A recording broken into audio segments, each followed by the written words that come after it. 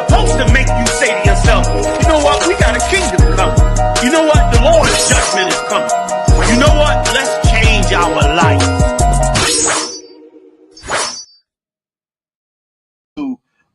John, when Christ is saying that Christ is Shalom, Israel. Shalom, Israel. Yahweh Bashim Yahweh Shabrak Yahweh Shamar. Give me 1 second, y'all servant. Shalom, Yahweh Shabrak. What's going on, Korah? You know what I'm saying? Shalom, Israel. We live. You know what I'm saying? Another night, chopped and cut one more time. What number we on? Two. This 13. It's 13. Episode 13. All right, Most High Christ. We on 13. We live on TikTok too. Just want to let y'all know y'all can also follow Yagadar at Yagadar 144, right, sir? Yeah, actually, no. The one on TikTok is going to be ISUPKVA. So if y'all want to jump on ISUPKVA, y'all more than welcome. ISUPKVA, you know what I'm saying? For the chopped and cut, you know what I'm saying? If you got any questions or whatsoever in there, I'll be monitoring the feed through there. So we'll be able to answer anything y'all have on there. We got a couple of topics we're gonna jump into tonight. We're a little bit behind now. Y'all serving. If we can table what we had going on, we're gonna jump into a couple of these topics that we had going on the show. You know what I'm saying? But you are more than welcome to stick around, and once we get through, I'll bring you back up and we can go ahead and go back through it. Because there's a couple more scriptures I wanted to jump on with that glory. Just to go, but I just want to let you know I'm not trying to dismiss you or nothing. You know what I'm saying? But we can definitely continue it. Because I think that's a good topic, a good conversation to have. You know what I'm saying? So yeah, if you let us knock these topics out here on the show, I'll bring you back up and we can damn sure get into the glory joint.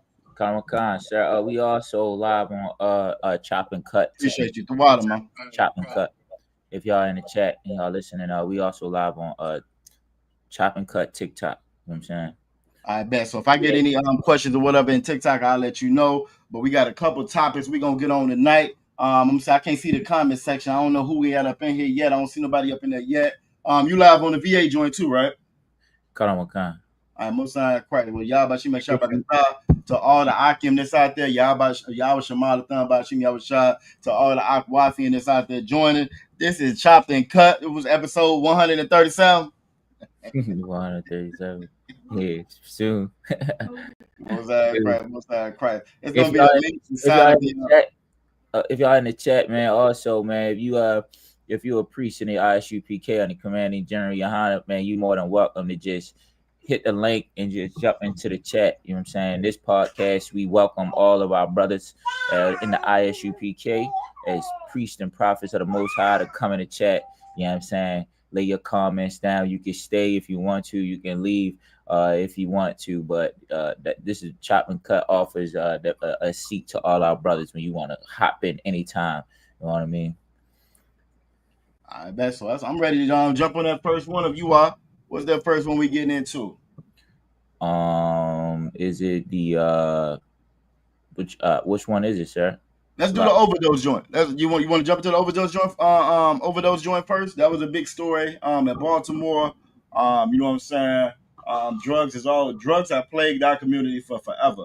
You know what I'm saying? Drugs have plagued the Black, Latino, Native American Indian community forever. It's something that's touched all of our lives. I don't know anybody that's Black, Latino, or Native American Indian that hasn't been touched about a drug epidemic in some way, shape, fashion, or form. Grew up without your mother, your father, raised by your grandma.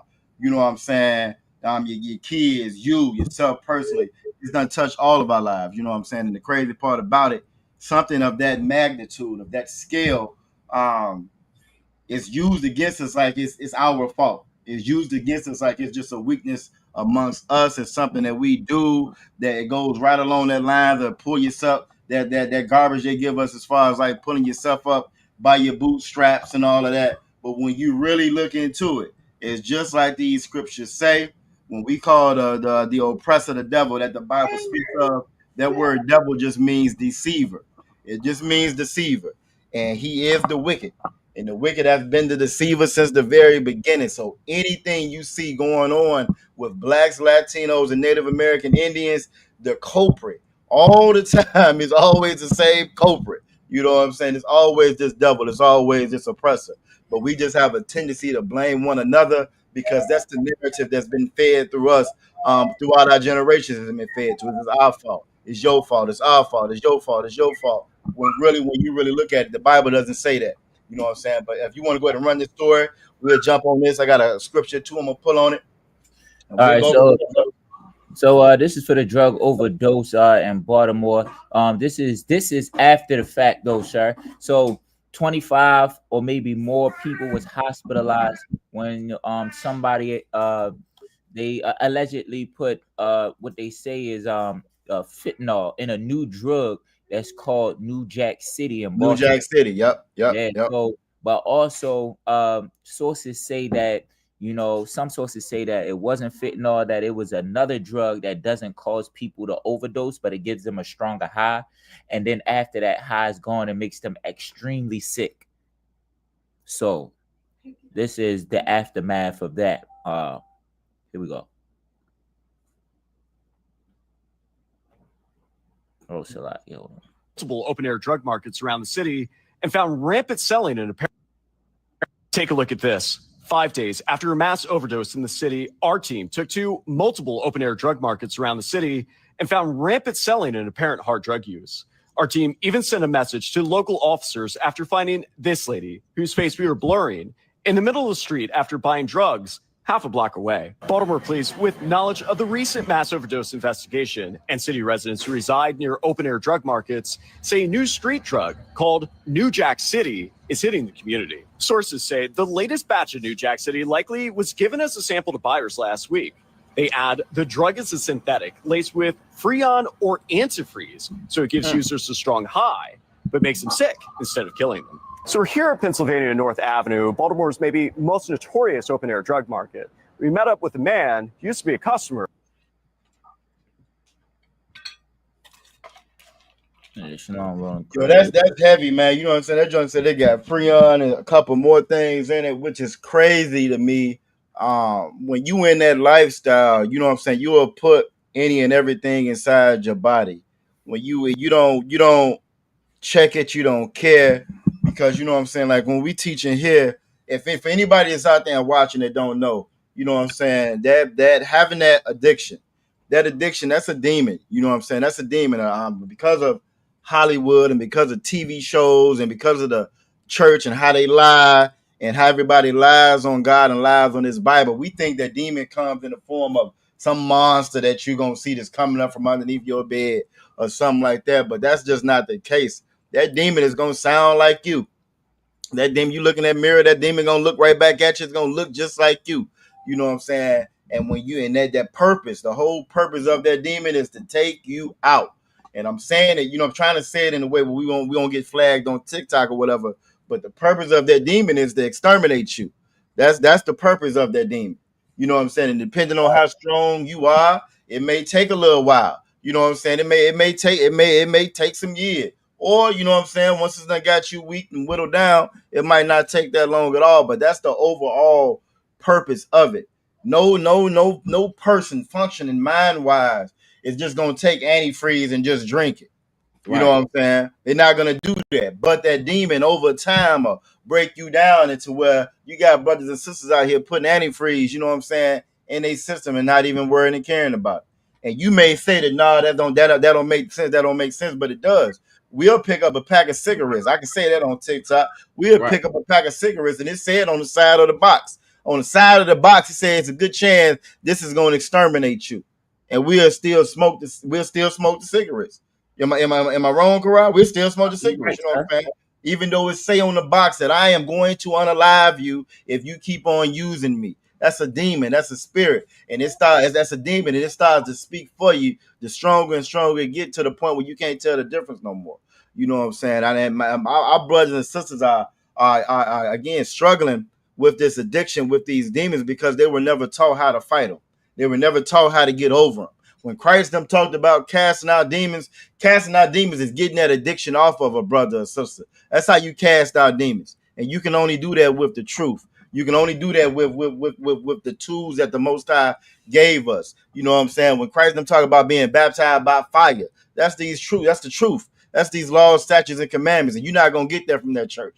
That church not gonna tell you that if you suffer from addiction. You know what I'm saying? If you suffer from addiction, if you which is a sin for us, when you sin, that the Most High ain't dealing with you. Church ain't gonna tell you that. They're gonna say God love you anyway.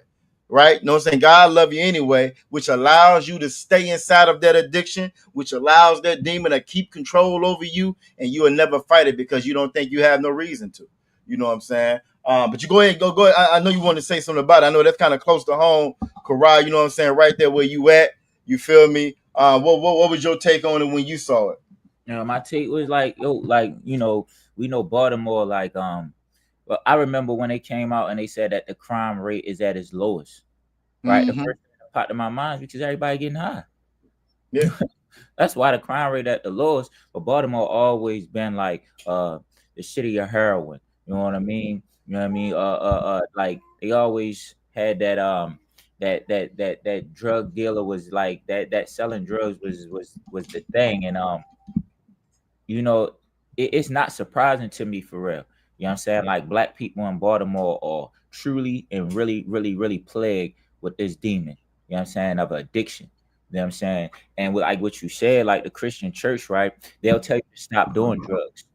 But it's very rare that you find a program that's funded by all of these churches, like to go against drug addiction.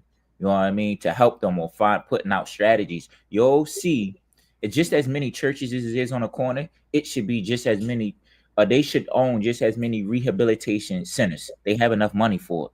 You know what I'm saying? Right. Like, it shouldn't be up to the city to stop drugs in the black community. You know what I mean? It should be up to these churches. You know what I mean? Because that's where our money is going to. You know what I'm saying? That's heavy. That's heavy. You know what I mean? And really, it's not. I say it's not the city job because we already know that the Republicans are corrupt. This is where they make money. They need drugs in the city for them to make money. You know what I'm saying? The prisons make the city a whole bunch of money. You know what I mean? Going on probation and paying your fees makes the city a whole bunch of money. Everything that comes from drug addiction makes money. The crime that comes with it, all of it makes money. That's why they wanted it. That's why they made weed legal, because they seen how much money it was into it. It's the oppressor who built a nation, America. What's in our title? It is the oppressor. America is built. Culture is built off of drugs. You know what I'm saying? You know what I mean? From Ronald Reagan. Everybody know the story about Ronald Reagan. Everybody know that he funded a war off of the addiction of blacks, Hispanics, and Native Indians. Facts. You know what I'm saying? And in Revelations chapter 16 and 6. If you could pull that up, sir, can you pull it? Yeah, I got you. Come. I got you. You said Revelation 16 and 6. Revelation 16 and 6. Hold on, let me grab you right now. Yeah, man. You blame America, blame the oppressor. We know addiction is a fight. You know what I'm saying? Like you talked about demons. That's a demon. It's a fight. If it was easy for you to just tell somebody to get off drugs, then we wouldn't have we wouldn't have addicts. There would be no addicts. Hey, Salaka, wasn't that the slogan back then as Reagan was pumping all this mess inside the community? As he was pumping in all the community, he had his old man-faced wife on he had his old man-faced wife on TV talking about some just say no. You know what I'm saying? Right. Look, just say no. After you done purposely you know what I'm saying, drop this poison. You get rid of all the jobs. You shut down all the factories. You get the fathers kicked out the house. You know what I'm saying? You get them put out the house. They ain't got no bread. They can't be no father. You can't be no daddy no more. You know what I'm saying? And then on top of all of that, then you drop the poison inside the neighborhood. Truckloads of it. You just drop it inside the neighborhood and say, go at it. Then she gets on TV. Just say no. Just say no when your money ain't right, when your kids is hungry, when the rent due. You know what I'm saying? Just say no. And again, we're not glorifying or giving a brother or sister an excuse, you know what I'm saying, to indulge in that lifestyle, because you absolutely shouldn't. You absolutely shouldn't. But we're also not going to turn a blind eye to it being a setup. I think the police got something called entrapment, if I'm not mistaken, where they can't purposely entrap you. But see, when it comes to those laws only work on the TV shows. I found, Karai. You know what I'm saying? That shit don't work in real life for us. Right, It works right. good on the TV show. Those shows only work in Tyler Perry. Yeah, Movies, most of their facts. you know what I mean? And urban novels that you read and all that Facts, stuff. That's what has you facts. thinking that you can get away with the drug game because you read so many urban novels, Hey, right? you had never lied though. That's exactly what it is. You'll watch all the different shows and swear up and down like, yo, I can get away with this. You know, all we gotta do is do this. We gonna come up with a different plan. We gonna shop out the store. You know, we gonna trap out the store, whatever. And then you end up sitting down for the rest of your life, just like every other brother that came before you did it. Because it's a trap, just like that. You know what I'm saying? Shalom, Key. You know what I'm saying? We don't use Shalom in the UPK, but we do say Shalom. You know what I'm saying? And I think that's a brother. If it is, Yabashim Shabakata. You know what I'm saying? Also, we got Aqua Thara Pa'a in the chat on YouTube. Y'all Shemana Washim Yabashai. You Aqua. We also got Adolphus Lance. Adolphus Lance, one of the most veterans. Be on all the shows, you know what I'm saying? We gotta send him when we get our shirts made. We gotta send you a shirt, man. Yeah, we definitely gotta get him a shirt. You know what I'm saying? He is a veteran. And a sister, she loyal too. They've been. Look, that's one of my my Hebrew scholars right there. Yeah. You feel me? That's one of my Hebrew scholars when it comes to that Lashimon Quadash. You know what I'm saying? And her husband, her other one. You know what I'm saying? Hey, he one of them OGs when it comes to that. Come to that Lashawan Quadash as well. Lashawan Quadash, for anybody that's out there watching and don't know, that's the holy tongue in the Hebrew. We teach that on Fridays, no matter where you at. You know what I'm saying? You can Google ISUPK near me, and you're gonna find us. We do classes all week long. You know what I'm saying? Free of charge. We do classes all week long. And on Fridays, most no matter where you at in the region of the country or the world, we're gonna be doing that Lashawan Quadash, that holy tongue. You know what I'm saying? So you feel me? If y'all want to learn your original language, before we got off those slave ships, we weren't speaking English. Before them conquistadors showed up, the Native Americans, they weren't speaking English. They weren't speaking Spanish. You feel me? We were speaking the Hebrew, the original Hebrew, and not that Yiddish, not that Yahuwah, what they say, Yahuwah, Yahshua, and all that. We didn't have no U's and no O's in the Hebrew language. God. You know what I'm saying? We didn't have, so again, if you want to learn your language, you want to learn what this Bible is actually saying, you need to tune in and tap into the ISUPK. Google ISUPK near me. You feel me? And time is getting short. I don't know if y'all paid attention to what's going on with the news and what's going on in the world, but time is getting short. And the thing about this Bible, every time it describes when we got here, it said it was going to be like a woman going through the birth pains or travails of having a child. You know what I'm saying? Where it was just going to increase and increase. And I don't know if any of y'all ever got any little ones out there. When that sister, or if there's any sisters out there and you get ready to have that baby, you know what I'm saying? The closer and closer you get, it just starts to ramp up. It don't ramp up and die back down again. It just ramps up and ramps up and ramps up, and it intensifies until it's just time. And we right there. You know what I'm saying? In Christ's days, we was in the last days. But we in the last seconds now. We're in the last seconds now. So you know what I'm saying? Shalom 10K Trey. I wouldn't wait too much longer. You feel me? You might be out there on the sideline. You know what I'm saying? How they say on the sideline, Karai. I wouldn't wait too much longer because the Most High is getting ready to get this place the judgment that it's been begging for. You feel me? But I'll go ahead and read for you so we can break this down. This is Revelations. Revelations chapter 16 and verse 6. It says, "For they have shed the blood of saints and prophets." Yo, man, saints and prophets, man. This talking about Israelites. You know what I'm saying? You know what I'm saying? The prophets from old days, they shed the blood from the saints and the prophets back then. I mean, the saints are all Israelites. That's what the saints are. They are the blacks, Hispanics, and Native Indians. You know what I'm saying? And the prophets. We know many prophets that they shed the blood of. You know what I'm saying? That they unalive. You know what I'm saying? Through our records. You know what I'm saying? When you look in the streets, they still shedding the blood of the Israelites. You know what I'm saying? Through they, like he said, the systematic plan was right to give you trauma and then give you so-called medicine for your trauma. You know what I'm saying? That medicine is that drugs that's on the street, the fentanyl, the crack, the heroin, the bukes, the perks, the zanies, the weed. You know what I'm saying? The dro. You know what I'm saying? All of those different drugs, the turbo, the coke, the meth, you know what I'm saying? Give you all of that medicine for so-called, you know what I mean, for your trauma. You know what I mean? And then after and when that trauma was the man not being in the house. You have to worry about how you're going to feed your children, and then you making a decision of having abortion. And then another trauma, you dealing with you knowing that you unalive your baby. You know what I'm saying? And then you living with that molestation that they teach, you know what I'm saying, that they spread. You know what I mean? It's in their culture. You know what I'm saying? Pedophilia. You know what I'm saying? All word. And they kidnapping our Hispanic women. You ever think we see videos of the Latino brothers in the prison? What you think the prison with the women look like? They ain't sure it's the prison with the women. You know what I'm saying? Our tender, soft women. You know what I mean? What that look like? You know what I mean? You seen the prison with the children. You know what I'm saying? But you not even thinking about what this place is a horrible place. You know what I'm saying? This is why it's saying this is what they done to the saints and to the prophets, you know what I'm saying, of old. Go ahead. And thou hast given them blood to drink. And God, listen, look, listen. This place right here is a place that worship all kinds of idols. You know what I'm saying? All kinds of idols. You know what I'm saying? This is what drives their evilness. You know what I'm saying? You think it's you doing something. You think it's because of you.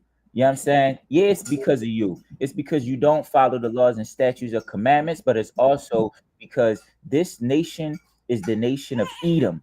You know what I'm saying? These is what Most High described in the Bible as heathens. You know what I'm saying? You know what I mean? And the Most High is not with them. You know what I'm saying?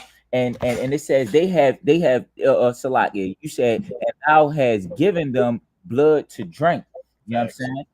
They have drunk the blood of all of the Native American Indians. You know what I'm saying? All of that blood they spilled. You know what I'm saying? All of them Latino babies and women that we haven't seen, you haven't heard of. You know what I'm saying? They have drunk they have given them blood to drink. Go ahead, continue. For they are worthy. For they are worthy. And what is this part talking about? They are worthy of what is coming, the apocalypse, World War III. You know what I'm saying? They are worthy, you know what I'm saying, of what the Most High is going to come and is going to give to them. You know what I'm saying? They're worthy of the consequences of their ramifications, which will also give us that are following these laws and statutes, commandments, what we call salvation, saving. You know what I'm saying? And if you go to the next scripture, what the next scripture say? So like Revelation chapter 16, verse 7. And I heard another out of the altar say, even so, Most High power, almighty, true and righteous are thy judgments. Listen, and so when we come out there and we talk about what's going to happen to the white man and how our king is going to how king and all of the angels, you know what I'm saying, that the Most High, the army of the Most High, you know what I'm saying, is how they're going to come back on chariots of a whirlwind, right? What we call what we would interpretate on earth, Salakia, what we would interpretate on earth as chariots are going to come back and going to slaughter this earth. You know what I'm saying? You know what I mean? And how nuclear warheads are going to hit America. This is what it's saying. They're worthy of that. And that is his judgment, and it's righteous. You see what they doing Gaza. You see what they doing in Gaza right in front of your face. Facts. You know what I'm saying? Can't nobody stop them. You know what I'm saying? They doing it right in front of your face. You know what I'm saying? You see what they doing to our Hispanic brothers, our veterans. You know what I'm saying? Our young, our old. You know what I mean? You see what they doing? It goddamn anybody, black, Hispanic, Native Indian that sides with Esau.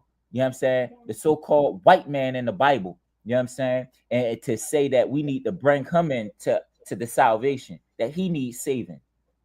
Other nations need saving from them. Not only us. He don't need no saving. He's slaughtering everybody on the earth. Said everybody did. Fact. Nah, you're absolutely correct. You know what I'm saying? What you said was so heavy, you feel me? I look, you done took me in a whole different direction of what I was gonna pull. You feel me? What you said, because everything in this Bible connects. Unlike what the Christian church teaches, right? Unlike what that Christian church teaches, everything in this Bible, how I was taught by my captain, you know what I'm saying? I was taught by the men above me. It's a river that flows through the Bible.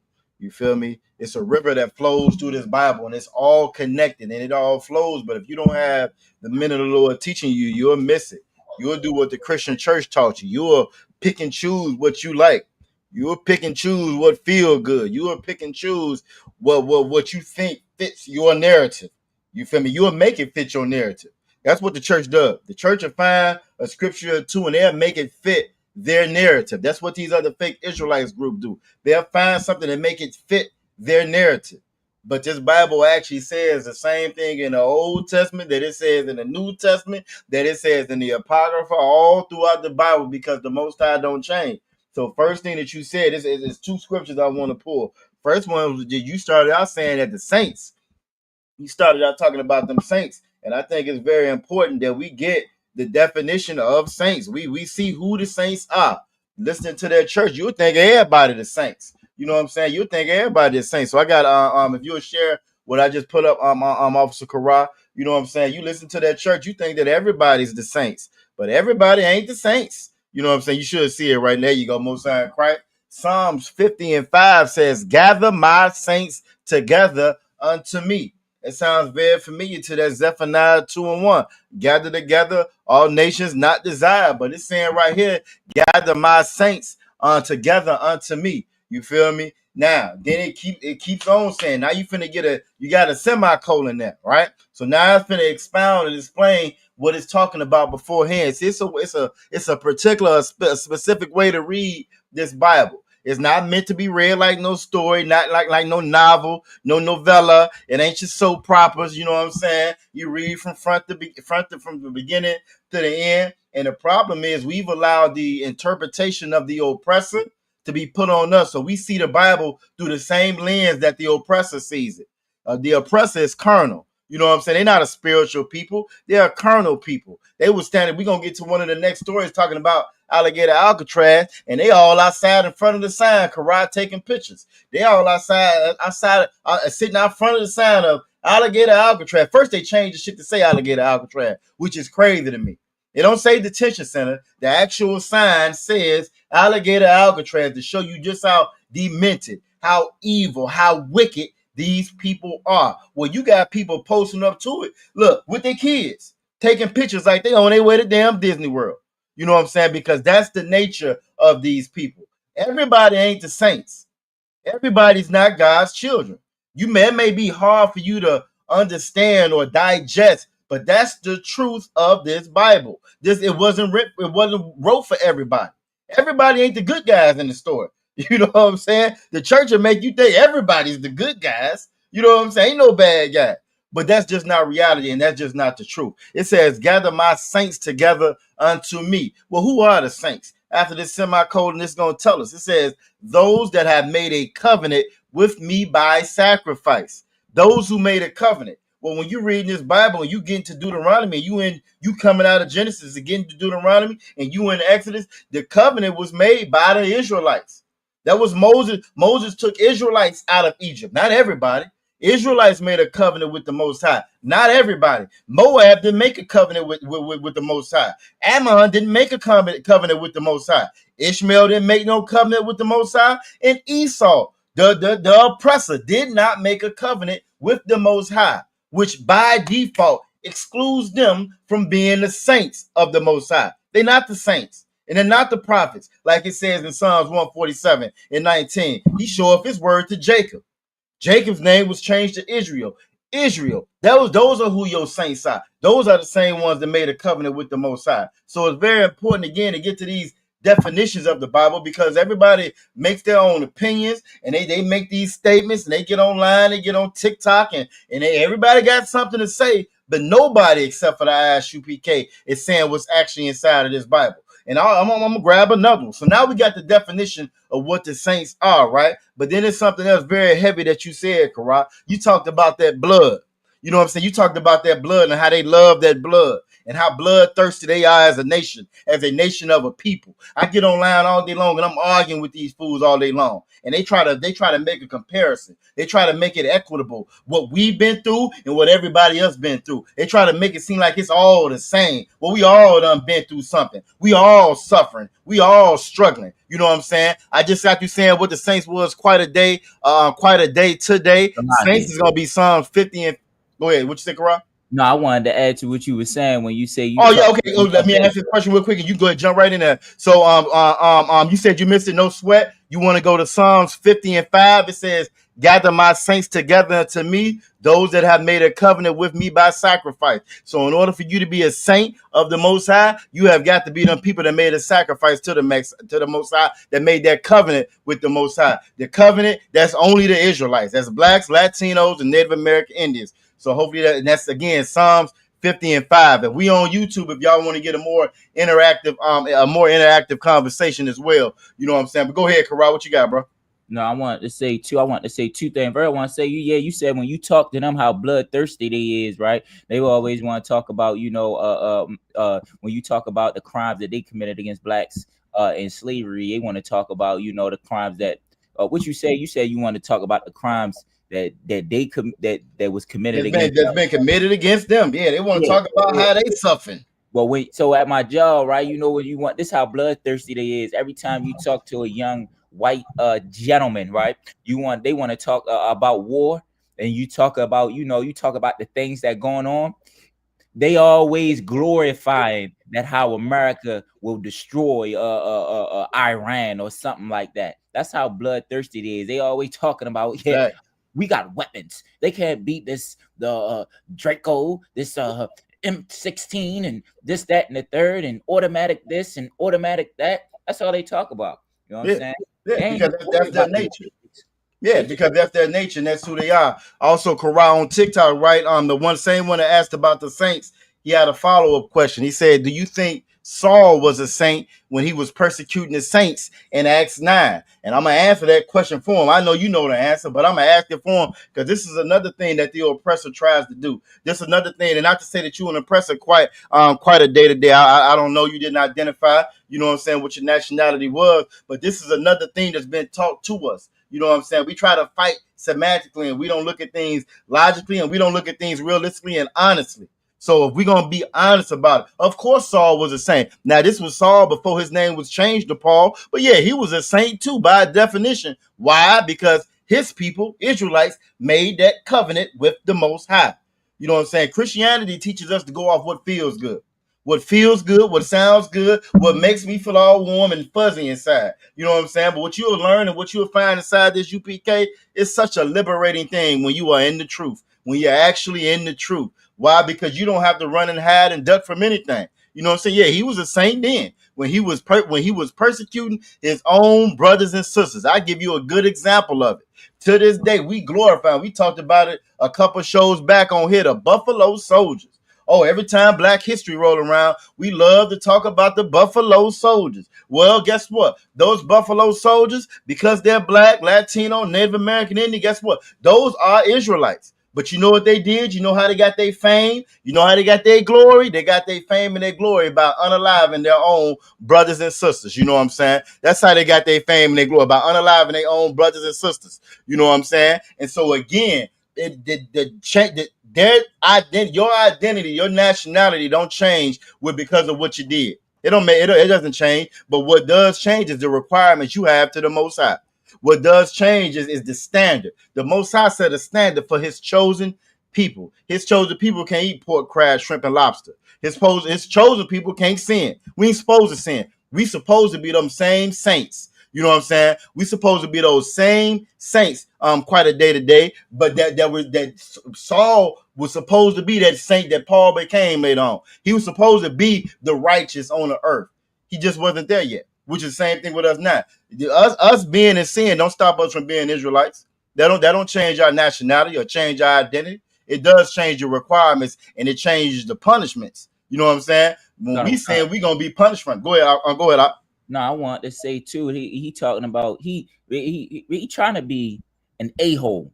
That's what he trying to do. Whoever it is, you know what I'm saying. Was he still a saint when he was unalive? And you know, oh yeah, I know. I got you. And to be clear about it, in Hebrews 8 and 10, it tells you who the covenant was given to. You know what I'm saying? So that tells you right there who the covenant goes to. Now he's telling you whoever the covenant goes to, that's who the saints is. You know what I'm saying? Because the Christian church is such an evil, self-centered place, right? Where all you do is fornication, divorce, have sex with somebody else, divorce, do this, abuse your children, mentally destroy your children, and then go and be taught to go and get money. That's it. That because that house of Satan is has that culture of the so-called of the oppressor. That's why you don't even know who the covenant is given to. You know what I mean? And Hebrews is the New Testament. Just so you was thinking, Hebrews is the New Testament, which Christians should follow the New Testament. And the New Testament is telling you who the covenant goes to, the children of Israel in the New Testament. Facts. Now, but you are absolutely correct. You know what I'm saying? Shout out Officer Malabah, send him in the chat. Yabashim Shabakatah. You know what I'm saying? But what that is, though, quite a day to day. We see that quite often. Again, us being priests and prophets of the Lord, we always get hit with the same arguments. Ecclesiastes says there's nothing new under the sun, and the arguments aren't new either. What that is that's that same argument, Korah, where they say, well, didn't the Jews reject Christ? Didn't y'all unalive Christ? And that's when he accepted everybody else. And that's just not true. And that's not inside of the Bible. The Most High never stopped being our God.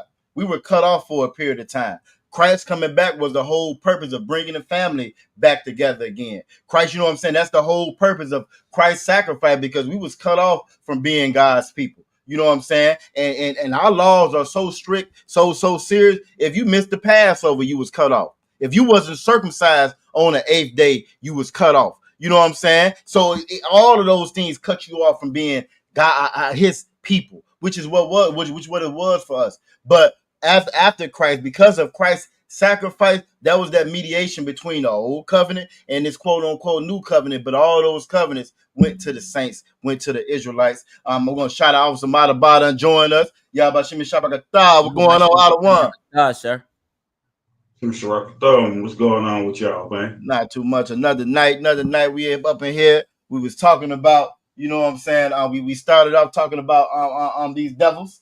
And how in Baltimore, I don't know if you've seen it out of one, but we had about 20, 30, what was it?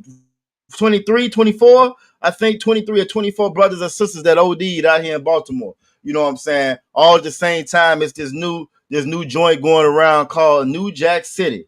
And which again goes right to what you were saying around how we glorify that garbage. We are glorifying a movie like New Jack City. They gave us New Jack City to sell us on a whole crack era epidemic, so that it becomes part of us and we glorify it. You know what I'm saying? It becomes part of our quote unquote culture because they stole our damn culture. You feel me? So we was talking about the ODs, and Officer Garah brought up this awesome point about how they love blood. They love blood. That's why they dumped all that poison in our neighborhood. You know what I'm saying? And they sat back and laughed and watched as our women was strung out and lost their families. You know what I'm saying? They sat back and watched as they piled the jail. They stuffed the jail cells with our brothers and our sisters. And you know what I'm saying? You saw the numbers skyrocket straight into the sky with the crack epidemic. How many brothers and sisters was being locked up? You feel me? So that's what we was at now. I was getting ready to bring out Ezekiel 35:5, but if you want to jump in there and say something out of one, by all means, you know you're more than welcome.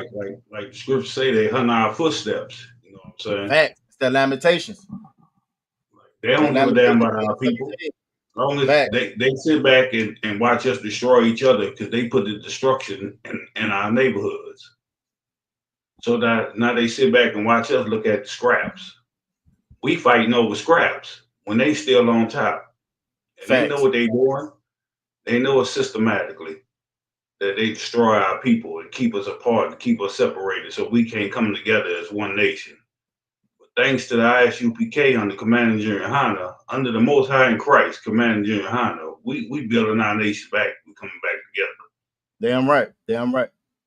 Damn right. Now you absolutely correct. And like you said, they sit back and watch, which again, the Bible says that the wicked go astray from the womb. They come out telling lies. You know what I'm saying? And it also says that you can't make straight what he made crooked. That's just who they are as a people. You imagine how diabolical you got to be to sit back and you will set somebody up. You give somebody poison, and as their body is shriveling up, they don't know why. And they can't fight this demon you don't put on them. You know what I'm saying? You sit back and you watch and you laugh, and then you go, you know what? It's your fault. It's your fault that happened. And then you look at the children, and you look at the children. Children, they don't grow up with no mother. They don't grow up with no father. You know what I'm saying? You say it's your fault, and you laugh at them, and you mock them, and you ridicule them. Then you come back later on, you want to mass deport them. Then you want to come back and mass incarcerate them. That's this oppressor. That's who they are. You know what I'm saying? That's who they are. That's who they've always been. And that's why the Lord said they're not supposed to be the ones that's in charge of the earth. Job 9:24 says that the earth is given into the hand of the enemy. You absolutely correct, Moon. Moon BO360. It's a whole side. It's absolutely psychological warfare is what they do on our people. But it ain't just psychological. It's physical warfare. It's psychological warfare. It's emotional warfare. We are at war with the oppressor. We are at war with these other nations. The problem is this church done told us that we are all the same. We are all friends. You don't have no enemies. It's all within you. This oppressor jump online and tell you that it's all in your mind. You know what I'm saying? It's all in your mind, but it's not all in your mind. We are actually at war with this oppressor. And the way that you know that is by getting back to what this Bible says. Christ said it way back in his time. You know what I'm saying? The Most High been telling us since the very beginning. The Most High been telling us since the days of Adam. Stay away from them damn people. Don't mix with them people. Don't be with them people. Y'all not the same. It's like you having a child, a son or a daughter that's smart and that's gifted, but they compassionate. You know what I'm saying? They got a good heart about them. You know what I'm saying? They got a good soul about them. And you see all the vultures is at their damn school. And you keep on trying to tell them, no, don't deal with them people, baby. No, son, you don't really want to be friends, people like that. But they can't see it. And they don't listen to you. And then they get out there and they get ran over. That's us as a people. That's us as a nation. And that's us right now inside these churches, inside these mosques, inside this political system. That's us right now, not realizing who we dealing with. Shout out Officer 1000 Mataza Akara checking in. Yabashim Shabakata. Shout out Akwaf Araya as well. Shalom Yao Shamatan Bashim Yabashai checking in as well. But that's who this oppressor is. I got a scripture on screen, Karab. You can share it. It's talking about that bloodlust you was talking about.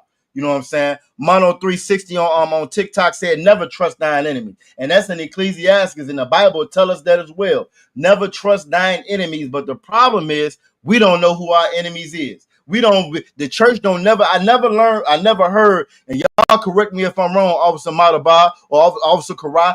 The whole time I was in church, right? I never, ever heard, they never touched Deuteronomy 28, which pissed me off because when I got out, right, that was one of the first things I heard. Captain Mashak out of DC. I was online going through the channels, and I heard them breaking down Deuteronomy 28:68. And I thought about all them Black history programs we done had in church. All that garbage they taught us in church about doing holding hands and the Selma March and Martin Luther King, but they never read Deuteronomy 28:68 in church, which talks about our slavery, us getting over here on them damn slave ships. You know what I'm saying? They never talked about that. Go ahead, Officer Madaba. No, I say right. Like the church ain't gonna teach you the whole Bible. They're gonna teach you what they want to teach you. Facts. You can't ask questions in the church. Facts. Like you can't ask a question to pastor on what this scripture mean, what that scripture mean. The pastor just in there feed you lies and tell you how his life was. Well, I've been through this. I feel like that. And that's it. Church over. Next thing you know, for the next hour and a half, you in there dancing, spinning around in circles. Then you get this. Then you claim you got the Holy Spirit. Facts.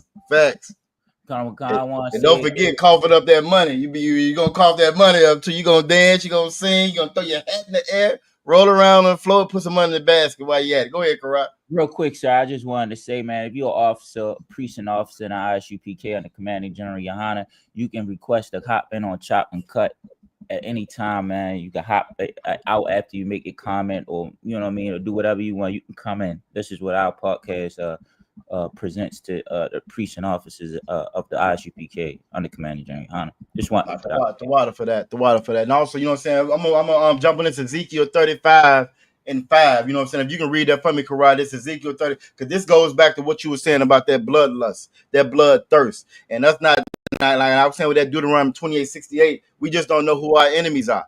And it tells us in Deuteronomy 28:68 that we were going to be sold for bondman and bondwoman to our enemies. You know what I'm saying? The children of God have enemies.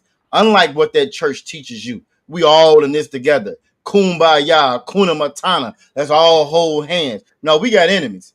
God's children have enemies. God's children have always had enemies. Since the very beginning, they've had enemies. You know what I'm saying? And we have them now. And they running over us now because we don't even know who they are. You know what I'm saying? Imagine you in a war, you in a fight, you in a ring with somebody, but you can't even see your opponent. You just getting hit in the mouth, uppercut, jab, you know what I'm saying, body shot, and you can't even see your opponent. Well, that's what we dealing with as Blacks, Latinos, and Native American Indians. We don't even see the opponent that's right in front of our face. We don't see him. We don't see our opponent at all, you know what I'm saying, because we too busy trying to love them. We too busy trying to hug on them. We too busy trying to integrate with them. We too busy trying to be a part of his system. You know what I'm saying? Not realizing that his system is designed to gobble and chew us up and devour us, just like Officer Karai was saying earlier. But if you're going to read that Ezekiel 35 and 5 for me, break this down for him real quick. Because I want to get this Ezekiel chapter 35 and 5. Because thou hast had a perpetual hatred. That word perpetual means forever. It means it's never going to go away. You can't march it away. You can't love it away. You can't pray it away. You can't hug and hold them away. You can't make enough babies with them and make it go away. You can't get you a whole bunch of markers and poster board and write no justice, no peace. You can't shame it away. You're not going to be able to shame that away. You can't sing it away. Like Officer Madaba was saying, you're not gonna be able to sing that away in church, and you know what I'm saying. You can't dance that away in church. You can't hit that goddamn tambourine hard enough in church for that to ever go nowhere. It's never going nowhere. It's perpetual. Keep reading. And has shed the blood of the children of Israel by the force of the sword in the time of their calamity. And then that's exactly what Officer Karai was breaking down right there. That's exactly what he was talking about. That blood. Y'all shed the blood of not everybody. He was speaking of how on a broad spectrum, how they shed everybody's blood. You know what I'm saying? That's just how they are. But specifically, it's talking about you shed the blood of the children of Israel, Blacks, Latinos, and Native American Indians by the force of the sword. You know what I'm saying? You came over here and shook hands with the Indians when they saved them from the winter. They saved them from starvation. Columbus got in the diary, got the writing, and said, if you send me 50 good men, you send me 50 good men. These are he said they're such a good people, Karai, Officer Madaba. He said they're such a kind people. You know what I'm saying? They're such a forgiving people. If you send me 50 men, we can have all of them as slaves.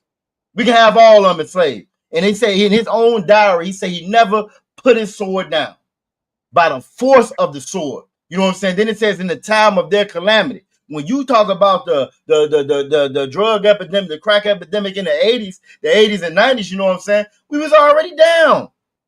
You had already enslaved us for hundreds of years. You enslaved us for hundreds of years. Hundreds of years you enslaved us. You know what I'm saying? But that wasn't good enough. Jim Crow, that wasn't good enough. The Trail of Tears, that wasn't good enough. Manifest Destiny, that wasn't good enough. Mexican-American War, that wasn't good enough. The Pequot War, that wasn't good enough. Creek War, that wasn't good enough. You still had to come through. You still had to come through and slaughter us even more. In the time of our calamity, you didn't have enough blood yet. Keep reading. Okay. In the time that their iniquity had an end. In the time of when their iniquity had an end. See, we got into the, when you read Deuteronomy 28:68, shout out to Officer Yaquam, you know what I'm saying, checking in out of Louisiana, goddamn. Slakia, that's real. Yahweh Shema Bashim Yahweh Shai. You know what I'm saying? Checking in from Lake Charles. You know what I'm saying? From Lake Charles. Slakia, Yahweh Shema Shabbat. That is Officer Yaquam. I'm checking out Lake Charles, Louisiana. I don't know if I've been to Lake Charles before, but I damn sure been out in New Orleans before. You know what I'm saying? Most time Christ, the water for you joining us out of one. But again, you look at Deuteronomy 28:68. Israel being hard headed, not following the Most High. We kept on, you know what I'm saying, not following the Most High, going into captivity. That's how we ended up in captivity. You know what I'm saying? And it was a punishment. It's just like if you punish your child. You punish your child, Kara. You say, look, she on he or she on punishment. I know you got soldiers, you got princesses and soldiers now. You know what I'm saying? You got princess and soldier. You know what I'm saying? So it's like your soldier, he on punishment, right? You say, look, I know you watching him today. I'm putting you in care of him today. He's on punishment. He can't go outside. You drop him off over there with me. You coming back to get him later on. You know what I'm saying? Now you done told me he can't go outside, but now he over there, me being wicked, me being evil. You ain't gonna eat no food today, and I'm gonna beat you every hour that I can, and I'm gonna make you stand up in the corner with your arms hand out, holding some cans. Why? Just because I can. Now your punishment was you just couldn't go outside. I ain't say nothing about you couldn't watch no TV. I ain't say nothing about you couldn't eat. I ain't say nothing about beating you. I ain't say nothing about that. I ain't say nothing about taking an iron off the stove and burning them because he on punishment. Well, that's what this oppressor did to us. Us being on punishment, that wasn't good enough for him. Us just being slavery, being in servitude to them, building up all their nations. We built up Egypt, we built up Rome, we built up America. That wasn't good enough for them. They needed more than that. You know what I'm saying? So it says that in the time that their iniquity had an end, you know what I'm saying? Even after slavery was over enough, that wasn't good enough for them. We got to do Jim Crow now. We got to do redlining now. You imagine you already in the dog. Damn right. Malibu, they forwarded the affliction. You know what I'm saying? You done already run the race. Always when we talk about this oppressor, I always like to call them sore winners. They sore winners. You know what I'm saying? You already won. You done already won. You done beat the man up. The man knocked down on the floor. He knocked out. Knocked out can't defend himself. You haul off and kick him in the face. Then you just start stomping him. Why? Because he can't defend himself. That's the suppressor that we're dealing with. Let me go to this next verse because this just gonna talk a little bit more about that blood that you was talking about. You know what I'm saying? Talking about that blood you was talking about. You go ahead and read that from y'all. Come. Ezekiel chapter 35:6.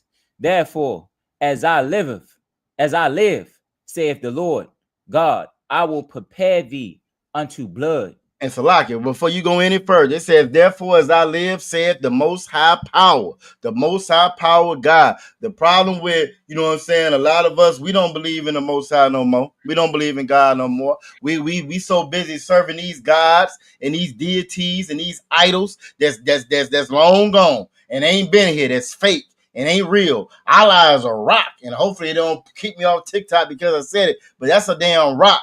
That's not no real God. That's not no living God. You know what I'm saying? That Nimrod, that Christmas tree that y'all go run out to and serve, you know what I'm saying? Every December, that's not a real God. When you in your mirror and you talking about this your birthday for the week. When I was young, Kara was for a day, but now it's for a week. It's a month-long birthday. You know what I'm saying? You out there celebrate. That ain't no real God you serving, you worship. You feel me? But our God, our power is alive, living, and well. And he watches and sees everything that y'all doing to his children. He see Alligator Island, Alligator Alcatraz. Yeah, he see all of that. He see you kicking us out the country. He see the police brutality. He saw everything that happened with Sandra Bland. He saw everything that happened with Trayvon Martin. Oh, he see all of that. He saw when Philando Castile told the cop, hey, I got a legal firearm. Told him as this baby in the back seat and his rib sitting next to him. And he saw how that devil unalive. See, our God is a living God. Keep reading. Come. And blood shall pursue thee. And it says, and blood shall pursue thee. You know what I'm saying? It's the Most High saying he gonna prepare them unto blood. You see what's going on in Syria? You know what I'm saying, with Israel? You see what's going on in Lebanon and in Yemen, and you know what I'm saying, and all over the world, in Africa, and China. You see everybody in Taiwan. Everybody is gearing up and getting ready. Why? Because the Most High is preparing them. You know what I'm saying, unto blood. And unbeknownst to a lot of Americans, a lot of blood done already been shed, but he just getting started. It's so brand new, you don't even hear about it like that. During the height of the Vietnam War, they had to stop because it was so many caskets and stuff coming back over the news. They had to get back and tell the news, don't show that no more. We ain't got there yet. And it's already a gang of them. You know what I'm saying? It's already a gang of unalive, and it's already took place, but it's going to be so much more. It's going to be so much more. It says, I will prepare thee unto blood. The Most High is getting ready to prepare America unto blood, and blood shall pursue thee. Why is gonna pursue him? Keep on reading. Come. Sitteth thou has not hated blood, even blood shall pursue thee. And that's why I'm gonna pursue him, because since you didn't, it says that word sitteth is like since. You know what I'm saying? So since you didn't hate blood, they didn't hate blood doing the trail of tears. You know what I'm saying? The 100-something million Native American Indians they unalive. They didn't hate blood then. They didn't hate blood doing the transatlantic slave trade. The 100-something million that they unalive. They didn't hate blood then. They ain't hate no blood then. They ain't hate blood when they dropped that bomb on our brothers and sisters. The upward movement or whatever in Philadelphia. The first time outside of Tulsa, Oklahoma, that America dropped bombs on its own citizens. They didn't hate blood then. 100 years of lynching. You didn't hate blood then for the 100 years of lynching. You didn't hate no blood then. You feel me? So the Most High is saying, since you didn't hate blood then, since you got them piled up in alligator Alcatraz, and everybody happy, and y'all taking snapshots and selfies outside the front of the sign. Since you didn't hate blood then, you know what I'm saying? It says, even blood shall pursue thee. Don't hate it later on. You didn't hate it then. You was cool with it then. You laughed about it then. You got all online talking crazy about it then. It was a joke. It was a mockery. Ha. Look at you. You loved it then. You reveled in it. You made movies about it. You know what I'm saying? Every year it's a new damn slave movie come out. You made movies. You loved it then. The Most High is saying, since you love blood then, you're gonna love it later on too. You know what I'm saying? So again, I just wanted to hit on that. You know, okay, the MOVE organization, the water for that, Moon BO360, the MOVE organization. Drop bombs on it. And you imagine that, right? We talk about stuff because it's so much. It's so much, really, right? But we don't really focus, I don't think, all the time on just the after effect of that. You imagine we talking about the MOVE organization, right? When they drop bombs in Philadelphia, you go to Philadelphia now, and you think about what it could be. When I ride through Baltimore and I think about what it could be, when I go through Chicago and I see what it could be, or Detroit, what it could be, Louisiana, what it could be. But because they couldn't stand us so much, because of that perpetual hatred they had for us, and you look at where it's at now. Every time they just left us alone, we did better. But it wasn't good enough for them. You know what I'm saying? I'm a year right there. I'm gonna let y'all jump up in there. You know, I get started, Karai. You know, hey, I get started. I showed you the purple bag before we got started. I showed you that purple. Look, I get started, Karai. You know what I'm saying? But the water for that. The water for that. I wanted to also, this just to add in, because we might not get time to get to it. This didn't just happen in Baltimore with the drug overdose. So we also had this happening in Virginia too, in Richmond. They're going through a crisis right now, whereas though they got vending machines that they putting out in the area. What's in that vending machine? Snacks? They got snacks in that vending machine, Karai? We about to see. It says the city of Richmond is taking new steps to address the ongoing opioid crisis by installing harm reduction vending machines across the city. The machines are part of a border initiative following the recent launch of city's Office of Opioid Substance Use Responses. It's located at Marshall Avenue and Southside Plaza. The vending machines offer 24/7 access to free resources, including Narcan, a life-saving overdose reversal medication, and fentanyl test strips. Then they had a picture of the vending machine.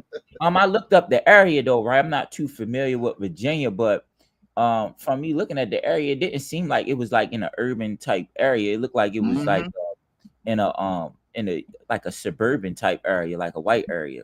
I pulled it up as well. What was the name of the county that you had when you pulled it up? It was they had it at Marshall Avenue and Southside Plaza. Okay, so that's in Richmond. You know what I'm saying? That's in Richmond. A lot of the areas in Richmond, depending on exactly where it's at, it don't look as tore down. You know what I'm saying? But that just goes to show you saying it. Yeah, it might not be right in the heart of the city. Reason being, who suffers from opioid addiction? You know what I'm saying? Who's suffering from the opioid addiction? And bigger than that, right? About a year, 2 years ago back, right? They started riding the police and the ambulance and the emergency services. Okay, bet he said Southside Plaza is in the hood. You know what I'm saying? That's in the hood. You feel me? The water for that officer Murtaza Akarat. You know what I'm saying? But even a couple years back, the EMS services, the ambulance, and the police all ride around with Narcan. Now, for the brothers and sisters that's out there watching, right, who might not know what Narcan is, you might be one of them ones. One of us, we started out talking about how we all are touched by addiction and how it destroyed our communities and destroyed our families. You'll ride through any city right now and see how it's tore up and tore down. Guess what? That city is tore up and tore down because of the drug epidemic in the 80s. You feel me? That's why it looks the way it looks. That's what happened to all of our businesses after they struggled and crawled back from integration. That's what happened to them. You know what I'm saying? Well, you know what I'm saying? Narcan is a drug or it's a chemical that blocks your your receptors, your opioid or your receptors as far as any drugs, right? You know what I'm saying? So if you get hit with it, let's say you strung out, you OD, right? You on your way out of here. I hit you with that Narcan, your body is gonna block all the effects of that. You sober now. You know what I'm saying? You instantly sober. Whatever you done spent on that pack, you done wasted that money because now you're not gonna feel none of it. Imagine if we had that during the crack era. Imagine if we had that when Sherm and PCP and heroin, they had flooded our neighborhoods with it. Imagine if we had it then. You know what I'm saying? So not only on top of that, I watched the story. Officer Murtaza Akarat said the devil encourages our people to be addicts. He absolutely does encourages them to be addicts. We talked about the name of the drug that we talked about Officer Murtaza Akarat up in Baltimore is called New Jack City. That's the name of it. You know what I'm saying? Where 20 plus people that OD'd and lost their doggone lives. All the same. 20 plus. You know what I'm saying? It's called New Jack City. New Jack City, if you don't know, I know everybody know old head in here. You know what I'm saying? That's one of the movies that came out. Y'all may be more familiar with Paid in Full. You know what I'm saying? Everybody knows Scarface. Well, all of that is what's called propaganda. Propaganda to make that a part of our culture, our lifestyle. Give us a viable, new economic resource, a new economic income stream or whatever. You know what I'm saying? It becomes real life for us. We go out here and we take that and we make it real for us. You feel me? Then, but we don't come out like the ones in the movies do. No, we end up in a cage for the rest of our lives, or we be unalive. Our children come up and our children don't have, you know what I'm saying, no fathers, no mothers, no aunties, no grandmas, no more. Moon BO360 on TikTok just said with the black exploitation movies, and he is absolutely correct. He's absolutely correct. That's exactly what the black exploitation movies were. I watched a brother speaking, right? Older brother, he was speaking and he was saying that before the black exploitation movies, right? He was saying that we didn't smoke like that. He said we didn't smoke like that, and we also didn't trying to say I can say it. We wasn't no okay, I'm just gonna say the shit. We weren't pimping like that. That wasn't a big thing for us, right? But it wasn't until the movies glorified it. The movies glorified the addiction. The movies glorified the drug usage. The movie glorified us being pimps and 304s and all of that. And because the movies glorified it and exploited it like that, like it did, we end up being that same way. We end up becoming that same way. We end up modeling what we see. Real life took on the form of art, and that became our life, which is what you see now with a lot of the music and stuff that you see. You know what I'm saying? When you take the Father, the Bible talks about, maybe we need to pull that scripture. Look, all the scriptures I had, I'm about to get something new. But when you take that strong man out the house, the Bible talks about binding the strong man. When you take the Father out the house, the whole house now is susceptible to whatever enemy that comes within. And so that's what you see. But we didn't have no Narcan coming up during the crack era. You didn't. You feel me? You have none of that. But now they ride around with it. You know what I'm saying? With us, we were just criminals. If I'm not mistaken, your beloved Joe Biden for all them Democrats out there, you know what I'm saying? Them Bible thumping Christian Democrats out there, your beloved Joe Biden, your beloved Hillary Clinton, they called us super predators. Oh, we were super predators. Even though Reagan was the ones bringing all the drugs in. We were super predators. We didn't get no Narcan. They had pregnant women. There's stories and accounts of pregnant woman. They had handcuffed and chained to the bed, Kara. After they delivered that baby and that woman end up going to jail. That's the system that we underneath. You know what I'm saying? And it wasn't no sympathy, and it wasn't no compassion, and it wasn't no empathy for our people going through this. But when it comes to them, you got vending machines in Richmond that give you Narcan. A vending machine. Last point, I remember watching a damn story about 2 years ago. Old devil on there, oppressor on there, colonizer on there. You know what I'm saying? That colonizer guy on there. He's doing a report, Karai, with the news report. You know what he said? He said he overdosed 4 times in one day, and he's sitting there doing a report with the news report on it. Now, what you find odd about that? 4 times now he OD'd. 4 times the ambulance done came out there. 4 times the police done been out there. 4 times he done went. They revived him. He's back at home. He does it again. What you find odd about that story, Officer Karai? Oh, kind that he keep getting high. That he keep ODing out that one. And look, and he ain't locked up. You know what I'm saying? Right. He ain't locked up. The first time if you black, Latino, or Native American Indian, go out there and call yourself OD and watch what's gonna happen. Watch what's gonna happen to you. They snatching your whole life away from you. This devil OD 4 times is on the news talking about. You know what I'm saying? On the news talking about. You know what I'm saying? Again, that he happy to be here. He thinks sitting there holding his daughter, Karat. You imagine how many brothers done lost their kids because they done got caught up with a drug case. It didn't matter if they was users, selling or whatever it was. You know what I'm saying? Last point I see we're gonna get ready to move on to the next topic. Moonbo 360 said it was a war on drugs. What's the guy name? Damn. Wasn't Oliver North. It was the guy that worked for Reagan and Nixon. He was saying how the whole war on drugs was actually a war on black people. He said that we couldn't make it illegal for them to be black. You know what I'm saying? To be hip. So we made a war on the hippies and on the drugs, and that's what that was. That whole war on drugs was again just validating that it's a war on black, Latinos, and Native American Indians. And if it wasn't no war, well, why you got vending machines with Narcan? Yes, sir. Was it John Elrich?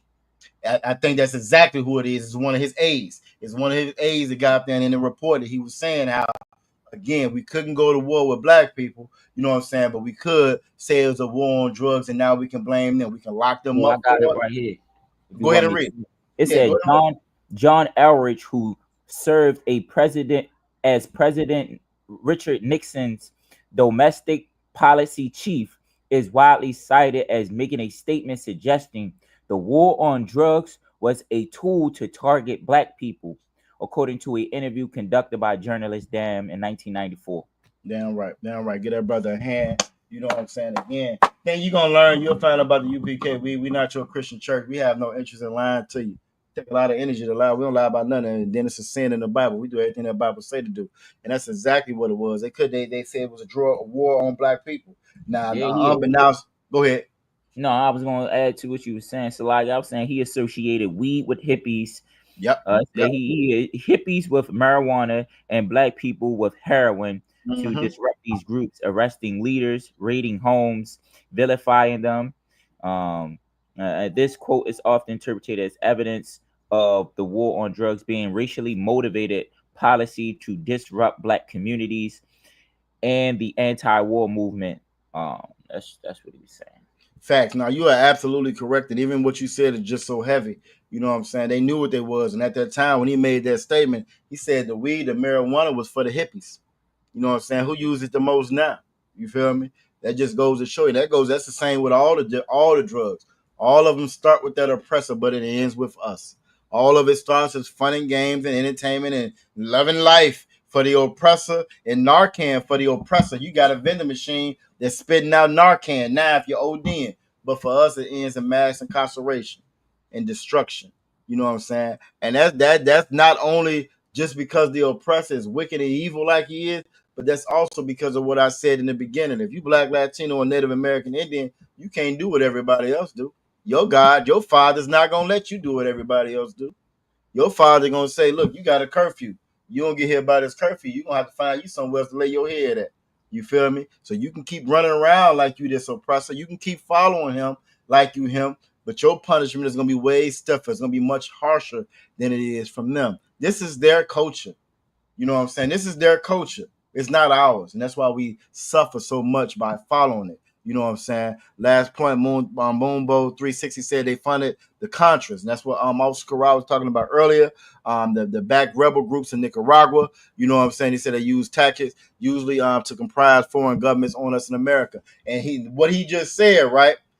It was just a story that came out a couple of weeks ago. Oscar Rao, you spoke on, you know what I'm saying? You spoke on how in Gaza, right, in the genocide that they're committing over there now.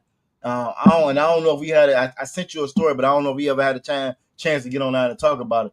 Do you know that right now they unaliving people if they go up to the food trucks? Because the same ones that's doing the food aid over there is the same ones that's unaliving them over there. That's the Israel-ran program as well. Go ahead, Slaka. No, America is they setting it up where it's like America is coming doing the food aid, the humanitarian aid, and then Israel is bombing them when they do it. It's only a couple people left there. You know what I'm saying? They really clearing out the remnants of the people. But Salaka, but this is the kicker though. Did you hear a couple weeks ago in a little bit of food that's getting through? Do you know that they found oxycodone in the food that's getting through? Dang. Oh, you didn't see that one, huh? Okay, yeah. Yeah, you didn't see that one, did you? So in a little bit of food that's getting through, I might have felt maybe we'll cover that next week so we can pull up the actual article. Y'all can see the pictures. Because we don't lie about nothing. You know what I'm saying? In a little bit of food, the bread and stuff that's getting through, they got oxycodone pills inside of them. Now, why do you think they would do something like that? You don't want to feed them anyway. You're unaliving them anyway if they go get it. Like you said, it's only a handful of them left. Why would they go through that trouble putting them good old perk 30s, perk 40s, that good old oxycodone get through and get some food? I mean, you're gonna get some. You're gonna be high and slowly kill yourself. Because it's a war tactic, just like the brother on Moonbo 360 said on TikTok. It's a war tactic. That addiction that we suffer as a people, it's a war tactic. The poverty is a war tactic. Us saying light skin, dark skin, them Latinos ain't our brothers. That's a war tactic. That's the other thing I was gonna say also when you was reading from his aid, right? When he says the war on black people, best believe the United States government, when they say black people, they talking about blacks, Latinos, and Native American Indians, because they know exactly who we are. They know we all the same people. You don't know that we all the same people. They done spent. Go ahead, Salak. Go ahead. No sweat. You go ahead. No, I was just gonna say they done spent tons of resources to make sure that we don't realize that we brothers and sisters no more. So when he said that, when he was snitching, dry snitching, he knew exactly who he was talking about. You know what I'm saying? Last thing before we go to the next topic, shout out Aqua the bar. I saw you put a name up there. Y'all Shamada Than by Shimi. I was shy. We go ahead and move on to the next one because like how we do. We can get on these topics and hey, the oppressor, the devil, the Bible speaker, it'd be hard to move off on sometimes. You know what I'm saying? What you got next? Go ahead and run it. So I say this is the ice. The it's a lot, yes, sir. Alligator Alcatraz. Alligator Alcatraz. Come. You know what I'm saying? I want to start it at. So I started at 5 minutes. This is the veteran. All right, yeah. I'm gonna start it from the young guy that went, and then I'm gonna take it to the veteran. I tell you what, if you could, Salaki, if you could start it from the beginning, because it's a congresswoman that actually went, there, Debbie Wasserman. She's a devil, you know what I'm saying, but she did go there. You feel me? And I wanted to touch on a couple of things that she said before, so like when she finished, you can stop it there, and then we can move on to the 15-year-old, and then to the veteran.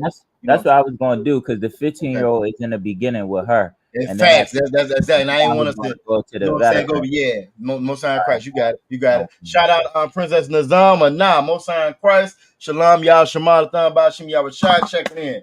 Most High Christ. You know what I'm saying? That's Officer Madabar's rib. And just as faithful and dedicated as Officer Madabar is, his rib is as well. I mean, when I first started teaching in VA, you know what I'm saying, she would hold us down. You know what I'm saying? I know Officer Mataza Karak can attest. She was part of the VA school. Let us tell it. You know what I'm saying? So shout out to that sister Water for you joining us, Aqua. You can go ahead and run it, Karak. Detention center known as Alligator Alcatraz. New reporting from the Miami Herald and Tampa Bay Times reveals the sequence of events that led to a 15-year-old boy with no criminal record being held there for 3 days after a traffic stop. These detainees are living. I wanted you to pause it right there. When y'all saw that sign that said Alligator Alcatraz, that is a real sign. That's not made up. That's not Photoshop. That's not AI. That is a real sign, just to show you the depravity of these damn people. It could say, you know what I'm saying, detention center. It don't say detention center. No, they took on the nickname Alligator Alcatraz. You know what I'm saying? Like I said, they proud of it. You feel me? And I just wanted to show that again. That's a real sign that y'all see right there. Damn right, Officer Mutaz Akara, you know what I'm saying? Excellent sister, excellent, you know what I'm saying, husband, out of one, you know what I'm saying? Officer Madaba jump on here and he hold us down on this podcast, you know what I'm saying, since day one, you know what I'm saying? So the water to both of them, the young men as well. John Rand, you know what I'm saying? Y'all young soldiers as well, you know what I'm saying, for real. So we damn sure appreciate all that love, you know what I'm saying? We done always got out of Louisiana, and that's a UPK thing, and they damn sure hold it down and let us know. You feel me? So again, we are always gracious for y'all attendance. You know what I'm saying? The water to y'all, Barakatah y'all, why y'all was shot. You know what I'm saying? Most High in Christ. All right, but go ahead and run it. No criminal record being held there for 3 days after a traffic stop. These detainees are living in cages. The pictures that you've seen don't do it justice. They are essentially packed into cages, wall-to-wall humans. One more time, Salaki. 32 detainees. One more time, Salaki. Salaki, we're gonna. If everybody could look and just pay attention, right? Everybody done heard about Alligator Alcatraz, but if y'all just look in this picture right here, those are damn it tents. That's the tent at the family reunion that y'all see in the background. Those is tents that they in. So you got cages inside. You got dog kennels or cages inside of the damn tents. This is Southwest Florida.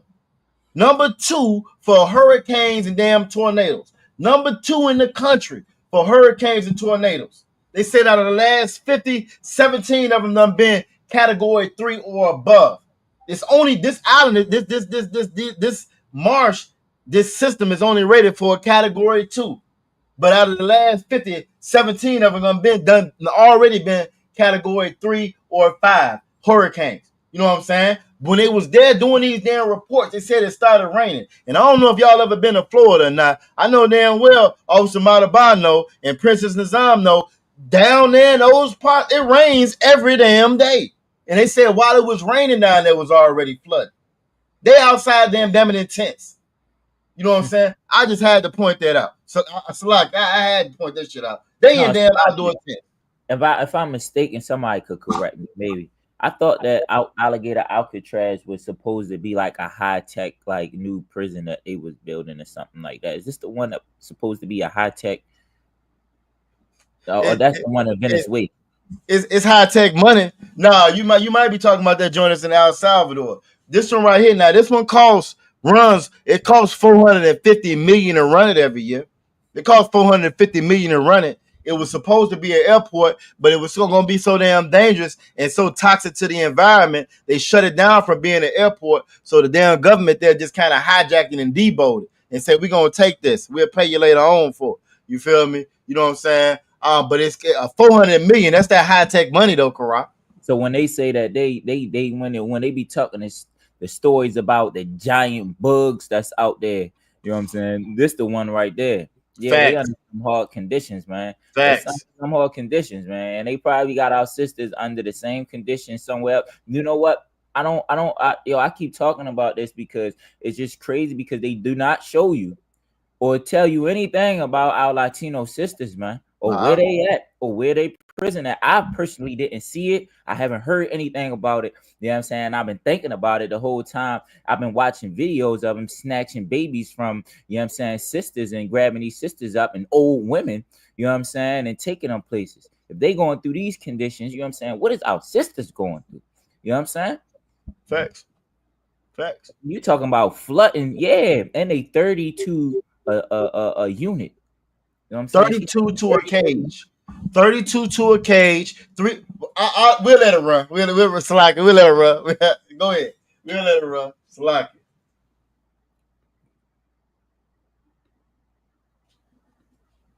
it.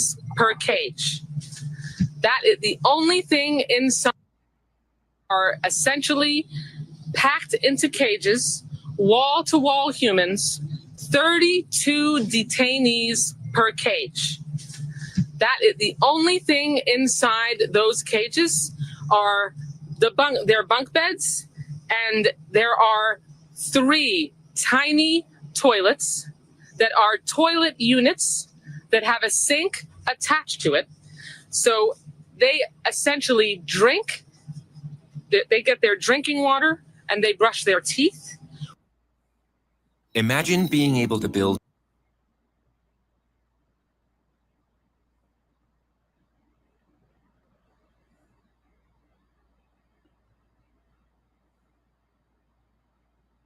Salakia, y'all. I don't want to get hit with no type of joints. I'm about to skip this commercial, or try to skip the commercial.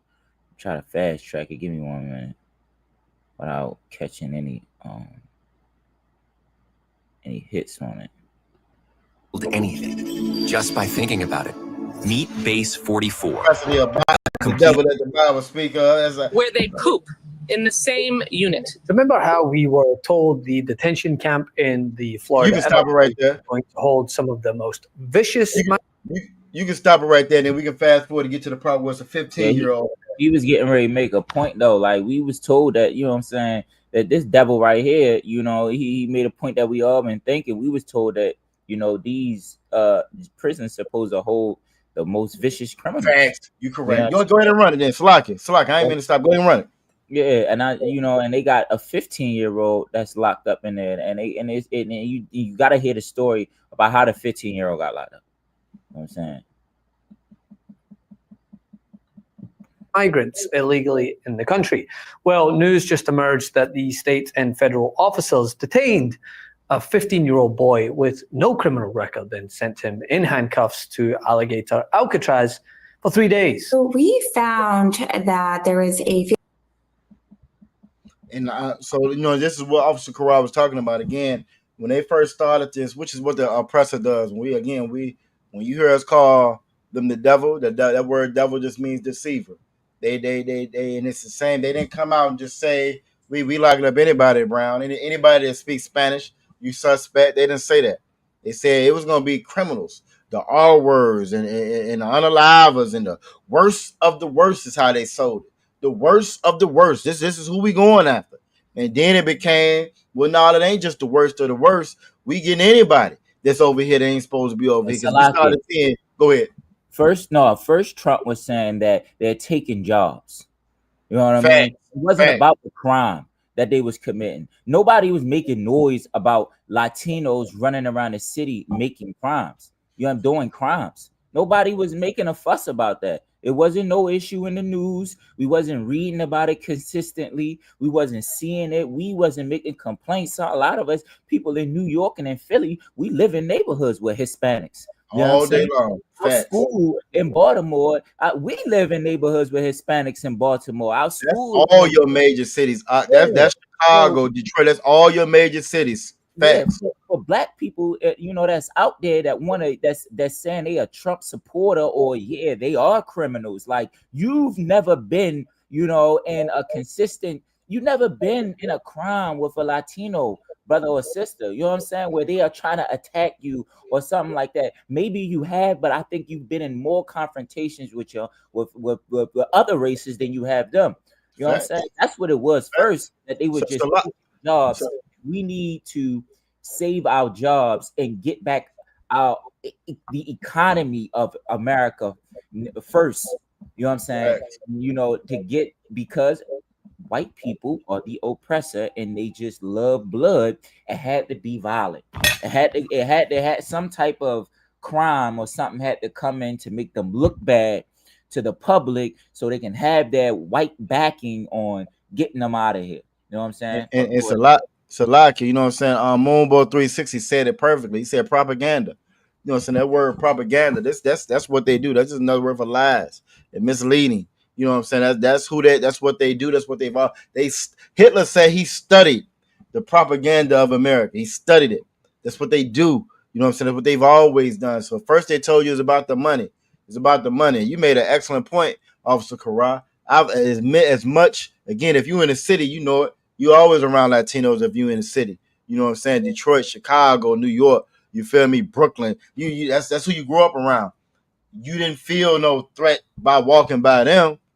That ain't the threat. The threat is when you get in one of these oppressors' neighborhood and you worried about the 5-0 rolling up on you. What they gonna do to you? So, yeah, that was the threat. The threat is when the police come on your block and you know you ain't did nothing. You ain't did nothing. You still, that's the threat. When them red and blue lights get behind you and you just trying to get home from work after working 2 and 3 damn shifts, you just trying to get home and you see them red and blue lights, that's the threat. That's the threat. When you see a white man with a button-up shirt and it's tucked in his pants and he's walking down your street or walking near your children's school, that's the threat. Look, when it's July 20th and he got that trench coat on, you better be scared. Yeah, right. When you inside a building, you know what I'm saying, and a white dude coming in, what is he doing there? Yo, let's hold out, let's roll out. You know what I'm saying? And I lock my doors. I get out. They walk by me. I be in the car. Oppressor walk by. I'm locking all my doors 2 or 3 times. I want them to hit the locks. I want them to hit all the locks. Lock. Yeah. I want them to feel how my brothers be feeling. Yeah, you know. I'm rolling the window up. You know what I'm saying? I'm rolling the window up. I'm locking the doors. I'm gonna turn the music down. I'm just gonna look at them till they get past. The whole time, I want them to know, yeah, I'm watching you because I don't trust you. You know what I'm saying? Because we ain't supposed to trust them. The threat is them Karens and what they call them twins. You know what I'm saying? And it's so much evidence and so many videos on that corral. But you know what I'm saying? Again, we can't even be at peace, mind our own business at the park. They want to call the devils on you. They want to lie on you. And they never, even in these comment sections, for the ones that might be watching on TikTok, YouTube, or whatever, you may be one of the ones that jump into the comment sections, right? You know what I'm saying? They'll never argue and fight with you honestly. It's never an honest fight. It's always going to be something made up. It's always going to be the same propaganda that we're talking about. They started off by saying, well, no, they're taking the jobs. Then it moved on to, well, these are the criminals. Then when you can look at the reports started coming out. I think Wall Street Journal did a report where 90% of the people locked up don't have a criminal record. Then they changed it again. Then they said, well, if they're over here and they're illegal, they are criminals. They don't let you know that that's how Trump family got over here with no paperwork. And Melania, his wife, no paperwork. They don't tell you. They don't go through and say none of that. You know what I'm saying? Shout out Princess Azara Mott. Give her a hand. That gave us a new soldier. Done brought a new soldier, Officer Karan, new soldier, and up in here, his sister's twin. You know what I'm saying? Y'all Shamada Thunba Shim Yawashah. You feel me? But they never, you know what I'm saying? They're never gonna be straight up with you, and that's what you're gonna find. Go ahead. No, what you was saying just a minute ago. You were saying, and that's something that we gotta remember. And I'm gonna make a video on. Trump is German. Yeah, his people illegal. He is an immigrant. He's the son of an immigrant. His father came over here and was German and changed his name to Trump because he wanted to do business, and he couldn't do business as smoothly as he wanted to with the Jewish people because he had a German last name. I got one bigger. I got one bigger, even bigger than Trump. These damn oppressors and these devils and these colonizers over here. This ain't their land. You know what I'm saying? We got a shirt right now. Y'all can contact Officer Atazar out of ISUPK, Florida. We got a shirt right now that says no one's illegal on stolen land. And it's a raw shirt, awesome graphics, but it's the truth. This whole thing gets stolen. How you break in the crib, you unalive everybody in the crib, then you change the locks on the crib and say, can't nobody come up in here. Or the ones who in y'all illegal, when you illegal. If we're gonna be 100 about it. But that's what this oppressor does. Because of the propaganda, we don't even realize that. We be having these conversations and talks about it, but this land is stolen. This land was built off slave labor. If I'm not mistaken, in America, even in America, on their own laws, their own books, it says, if you get in possession of stolen property, that's a crime. You feel me? Even after the fact, that's a crime. So, what we talking about? I The got whole another land is stolen. It was built off stolen labor, built off slave labor. Go ahead, every time when we out there having camp and we talking to one of these oppressors, right? And we ask them what's their nationality, you know what they saying? They saying an immigrant ethnicity. You know what I mean? Something that's immigrant to this land. I'm Irish. You know what I'm saying? I'm German. You know what I mean? You're illegal. You're illegal. No paperwork. Right, no paperwork. Because none of them went to the naturalization process. Even though y'all at the court system locking people up at their goddamn hearings, because they going through the naturalization process. You locking them up for going through the process, filling out the paperwork, doing the right thing. Y'all ain't filling out no paperwork. Trump them ain't filling out no damn paperwork. Them Irish people ain't filling out no paperwork. Where's Conor McGregor's paperwork? He ain't no paperwork. Where's his paperwork? It's crazy, man. But it goes right back to what we saying, the propaganda, the lying that they do. You know what I'm saying? And you're so proud, your chest out, MAGA. You know what I'm saying? Make America great again. America ain't been great since 1492. America ain't been great since the oppressor came over here. Everything went downhill after that. It became a shithole country after that. Everything went downhill when a first oppressor stepped his damn foot on the land. When Columbus them first got over here. And if you one no drugs over here before Columbus. You say it again, sir? One no drugs over here before Columbus. They didn't need no Narcan before Columbus and them got here. Kind. You know what I'm saying? If you black and Hispanic and Native Indian, like matter of fact, and I'm gonna say that black and Hispanic and Native Indian. I'm gonna say Hispanic. You know why? Because when you look at ICE officers, you see black and Hispanic officers, which you would think that you wouldn't see. You think you wouldn't see Hispanic officers. You see black and Hispanic officers that's on it. You know what I'm saying? So if you black and Hispanic and Native Indian and you are indulging in this, you are an enemy to the Most High. You know what I'm saying? You want to take part in the destruction that is coming to the nation of Edom, that is coming to all these other nations.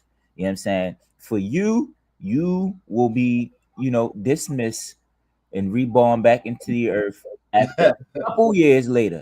You'll get a clean slate, nigga. You get a clean slate. You know what I mean? That's all. You know what I'm saying? Look, we love all our brothers. You know what I'm saying? You know what I mean? We care for all our brothers. You know what I'm saying? We want you in here. You know what I'm saying? But, you don't want to follow our Father's words. We'll see you later. But the good thing about that is you'll be born under some righteous men. You'll never have to worry about pedophilia, molestation, drugs, unaliving, a white oppressor blowing up your school. You know what I'm saying? Driving in a white truck through your neighborhood, blue and red lights coming in, locking you up, taking your father away, taking your son away, your brother away, going to prison. The money coming out of your check, you worrying about where your next meal gonna come from, how you gonna pay your bills. You won't worry about nothing. Working in old age until you're 90 years old, you still working. You'll never have to worry about none of that because you'll be born under the priests and prophets, you know what I'm saying, and other people that have chose to follow the Most High, you know what I'm saying, and that are in the kingdom of heaven, that you'll be born under that. You know what I'm saying? But I would advise you to get under Commanding General Yohana and get in this truth. Follow ISUPK Baltimore. Follow ISUPK Virginia. Mother bars. What mother bars? That's Louisiana. That's New Orleans. You know what I'm saying? ISUPK. I want to say it's Louisiana. Louisiana. You know what I'm saying? Under officer. You know what I mean? Follow all of the ISUPK cities and get this truth and learn these laws so you can ease the pain and the pressure. Hey, Salakia, you know what I'm saying? But I know we getting ready to get up out of here. But before we can get up out of here, I want to go one more verse before we get up out of here, man. One more verse before we go. Hosea 4:6. Oh, did you want this video or no? Which one is that? That's the one. This the same one, but it's gonna talk about this veteran though. you can bring that up because it's gonna go right along the lines of what I'm getting ready to say with Hosea 4 and 6. I'm getting ready to start it now, sir. Okay, go ahead. Most I cry.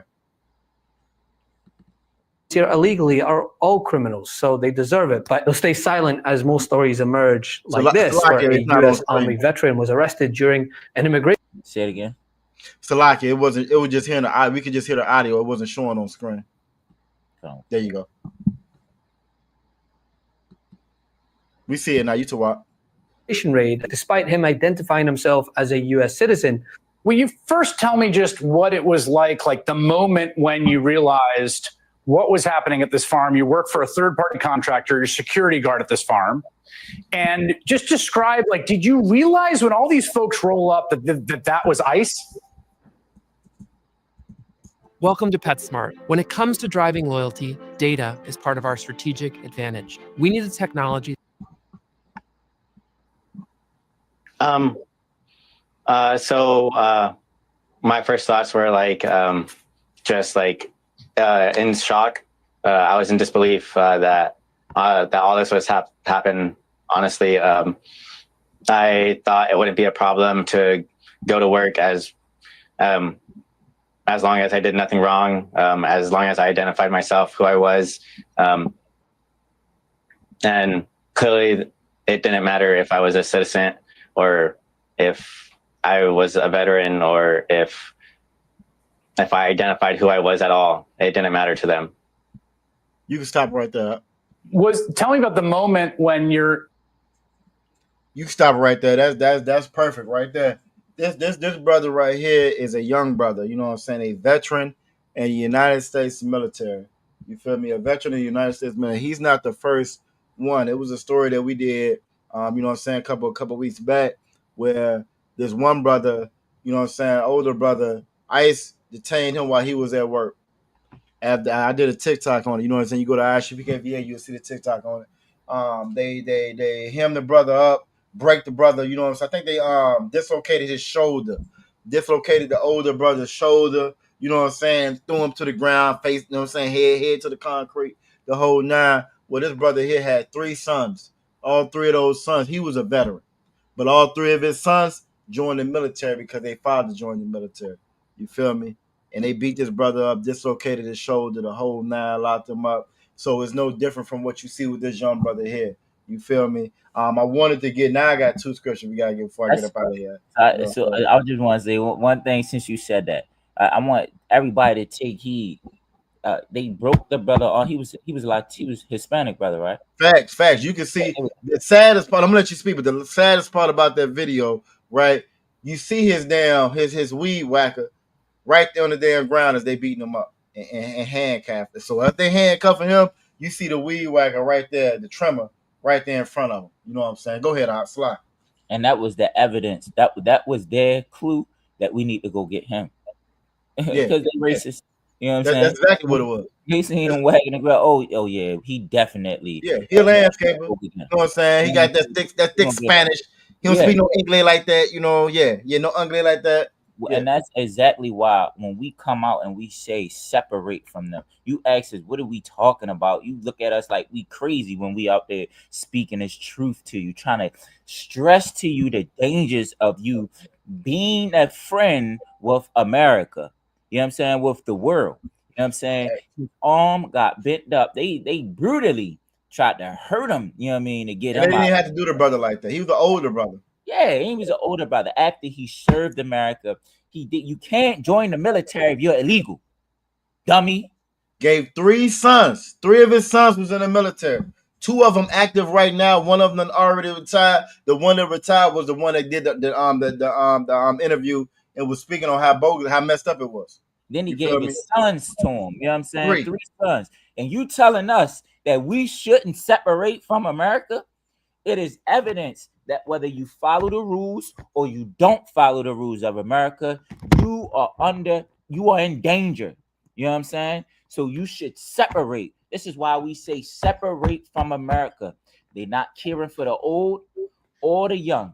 You know what I'm saying? We ain't even get that scripture yet. That's 3 of them. We're gonna hit them. We got to hit them. We got to hit them. I'm gonna try to be fast, right? I'm gonna try to be fast. If you can share the one that I got on screen, I'm sharing with you right now. This is Revelations 13 and 16. You know what I'm saying? This goes to all them young brothers and sisters out there. We just did a story in Virginia. The sister, I think her last name was Virginez or something like that. Latino sister went into the military, came up missing. As soon as I saw the story, I knew what it was, Officer Kara, Officer Mata. But I knew what it was as soon as I saw it.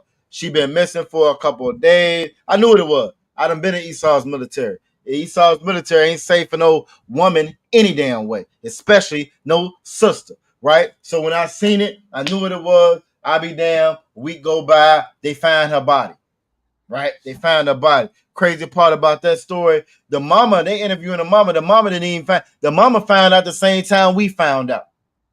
Now, you just like this brother you was just talking about, right? You done gave 3 of your sons to the damn military. This mother done gave her damn daughter to the military. They don't even give her the common courtesy of calling her and telling her that her daughter is missing, which you would think would be natural, right? Well, maybe she went AWOL. Maybe she got homesick. Maybe she went back home. They didn't even call the mama to tell the mama nothing.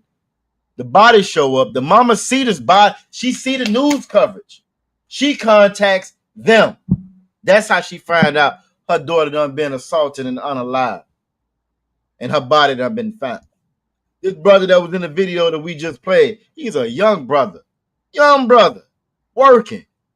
It's so much in that story, right? If he already done sacrificed his damn life in the American military, for all y'all military soldiers out there watching, and I was in that damn military as well. You explain to me why you in the goddamn you in the military and you got a family, or even if you by yourself and you got to get a damn side job.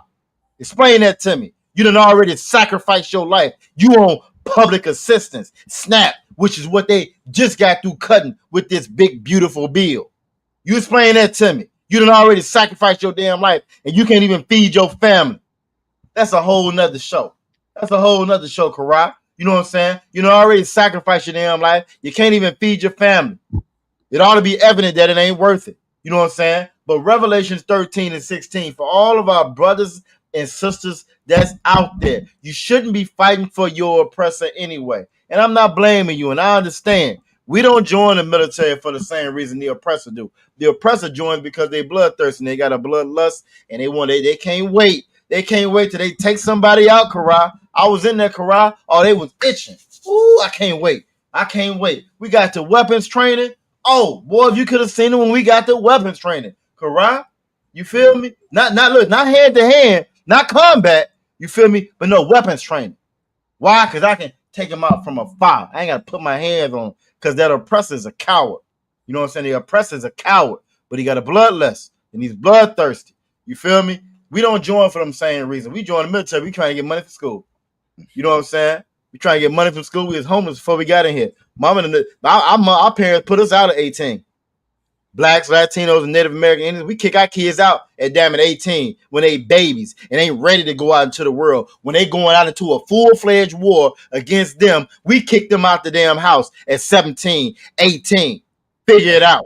Then when they power the damn prison systems, we wondering why. When they pounding the strip clubs on the pole, we wondering why. We don't realize that we at war. You know what I'm saying? But that's another show right there, Karai. That's a whole nother show. Revelation 3, I said I was going to be quick. Revelation 13 and 16 says that he causes all, both small and great, rich and poor, free and bond, to receive a mark in their right hand. Now, if you and one of them fake Israelite groups, you thinking we talking about a microchip. You think we talking about a microchip in your hand, and they ain't gonna let you buy them on McDonald's because you got this damn microchip in your hand. That ain't what the Bible is talking about. That word mark, when it's talking about that, it's karathma. I think I'm saying it wrong. Damn it. I have to put up, but I know I'm saying it wrong. You know what I'm saying? But that word mark is not talking about no mark that they put on your hand. It's mark as far as like mark that person, a sign on you, what you do. That mark in your right hand, that's joining that military. You feel me? That's joining that military. That's joining their police force. That's joining their democratic polls and they movements. That's being the Black MAGA. That's that mark in there, right? You actually doing something physically to harm your own people for these people, for this oppressor. That's their mark. And then it says, or in their foreheads. Their mark in their foreheads, that mark of the beast that they're talking about, that's Christianity. That's Islam. That's, I'm gonna vote or die, like Puffy said while he was taking advantage of all our damn daughters. Vote or die, like Jay-Z said, as he just squashed the whole Black Power movement, but getting behind Colin Kaepernick and taking the knee. That's that mark in their forehead. That's their mark in their forehead. You feel me? And that's their mark in their hand by joining a military. This is not time to join the oppressors' military. We're gonna have it on another show. We was gonna go in tonight, but you know what I'm saying? We're not gonna have time tonight just to go into Syria and Lebanon and Gaza and everything else that's going on around the world that you may not be aware of. We do a whole other podcast on a different channel called War as Usual, if I'm not mistaken. The War as Usual podcast. You correct me if I'm wrong, Officer Karat. You know what I'm saying? But we got a couple of them. Was I correct in that? War as Usual? War as Usual? You talking about Commanding General Yohana Black Watch? Well, no, not the Black. We got Black Watch as well, because Black Watch talks about. I know we had spoke about that one, but Black Watch talks about it as well. Different things going on in the world, especially as far as this war. We got war. Have the War as Usual. We kind of Okay, Most High in Christ. So again, we got other ones that's, and we're gonna touch on it here as well. But again, that's that mark in their right hand that they're talking about. This ain't the time to get that mark in their right hand to join this oppressor's military. We won all their wars. You talk about the Red Tails. You talk about not only the Red Tails, but you talk about, you know what I'm saying, the Navajo Code Talkers. You feel me? The Red Tails. You talk about all the things that we did in this American military, and about last year around the same time, they was erasing us from the databases of the military. They're erasing us from databases. All of our accomplishments. Why? Because they don't care about your accomplishments. This ain't the time, you know what I'm saying, to get that mark on your right hand joining this oppressor. That's the mark of the beast. Christianity is the mark of the beast. Joining their military is the mark of the beast. That's the mark of the beast. Not what these fake Israelite groups talk about, no damn microchip. You got a microchip in your debit card. Your EBT card got a microchip. I bet you ain't gonna turn the EBT card over. You know what I'm saying? You're gonna say Shalom and turn that damn EBT card over. You feel me? I got one more, you know what I'm saying, before I'm done. You got a microchip in all your credit cards. Every last one, you got like 5 of them. You got your debit card. The cell phone got a microchip. Yep. Your Cash App card, all of them got it. You ain't saying that that's the mark of the beast either. Facts. I'm gonna let you jump on. I got one more before we get up out of here. I want to get on that Hosea 4:6. Slack, I some out about wanting to say something. I'm gonna let y'all jump on it before I hit the last scripture I want. Slack, go ahead, Adawan. Now, but even the goddamn dogs get microchips in it. You scared of that shit too? Right. God. You know what I'm saying?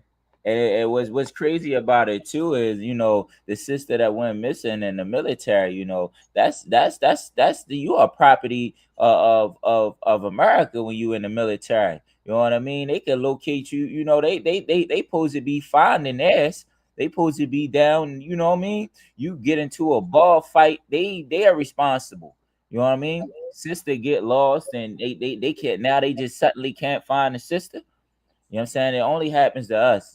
You know what I'm saying? It only happens to us. You go to war, you go in another country, you know what I'm saying? They'll find you, you know, if you are stranded somewhere in Kuwait, when you, I mean, and you one of these heathens, they'll find you if you're stranded in Kuwait, and they'll see if they can make a way to get you. You know what I mean? You know what I mean? And sometimes most of the time they go get you, they go save theirs. But a sister come up missing. You know what I'm saying? And they find her, and she's been, you know, I don't know if I can say it, but sexually, you know, assaulted. They now all of a sudden they don't know what happened. You the property of the military. They knows what happened. They just don't care because you're the children of Israel. You know what I mean? They're children of God. You know what I mean? And then, like, you see the comment that Aqua Faraya put in there as well, you know what I'm saying? She put our people struggle to understand separate from America because they separated us from each other so we can be separated from the truth. And then she put not when they responsible for her missing in the first place. And that's what it really boils down to, you know what I'm saying? They knew that sister was missing, and they knew why she was missing. You know what I'm saying? When you look at sexual assault, hopefully I can say that on TikTok. You know what I'm saying? When you look at that, just by itself, it's high and it's crazy. The numbers is crazy. In the military, it's double. In the military is worse, where it really should be the least. And I was in Esau's military. I love it when I get in these conversations, right? Okay, he said just say S. He said no, say S. So S assault. You know what I'm saying? When you look at SA, Salaka, SA, the water for that too, officer. Salak Akwaf, SA. When you look at SA, right? When you look at SA, you know what I'm saying? The numbers are already ridiculous. But when you look at SA in the military, it's even that much, it's double, it's that much higher. You know what I'm saying? And I was in Esau's military. Like I said, I love when I get these different battles online and these devils swapping down that they know something. A lot of these folks you arguing with online, they keyboard warriors. You know what I'm saying? They keyboard warriors. You know what I'm saying? They some of them desktop warriors. You feel me? They really ain't about their life. It's just because they're behind the keyboard. They feel the comfort. Just like a lot of these oppressors feel the comfort to say what they've been wanting to say for years, but Trump is in office now. So they feel emboldened now to say what they've been itching to say. And this is their time. Let them say it. But you just be wise in your responses to them. You know what I'm saying? I was in there. And when you in there, one of the first things I learned about being in that military, all that honor and integrity and dignity and pride and strength that they promote and they propagate and they put up on a pedestal, you don't find none of that in the military. What you do find is that it's ran by the same oppressors that run America. And if you're in there, you what they call the Po. I call them the Po devils. I call them the Po whites when, you know what I'm saying, amongst them. You the Po, you the web, you the help. You the help. In America, you know what I'm saying, this oppressor don't care about his own. And he definitely don't care about us. You know what I'm saying? So this is not the time to join, you know what I'm saying, that middle. That's why I want to bring out that Revelation 13 and 16. And if I can do one more, I know we way over the time. One more before we go. I got to bring out, and I know you said you want to bring out a scripture as well, that Deuteronomy. You know what I'm saying? With that's that 50, right? The Deuteronomy 32, 50, 28, 50. 28 and 50, sir. Go ahead and drop it. And when we put it up, I put it up. Because I know you said you want to, especially concerning, like I said, the veteran that they got, you know what I'm saying, that they got caught up. And not only the veteran, but the 15. You imagine being 15 years old. And you in a damn, and you they call them detention centers, but really what it is a concentration camp.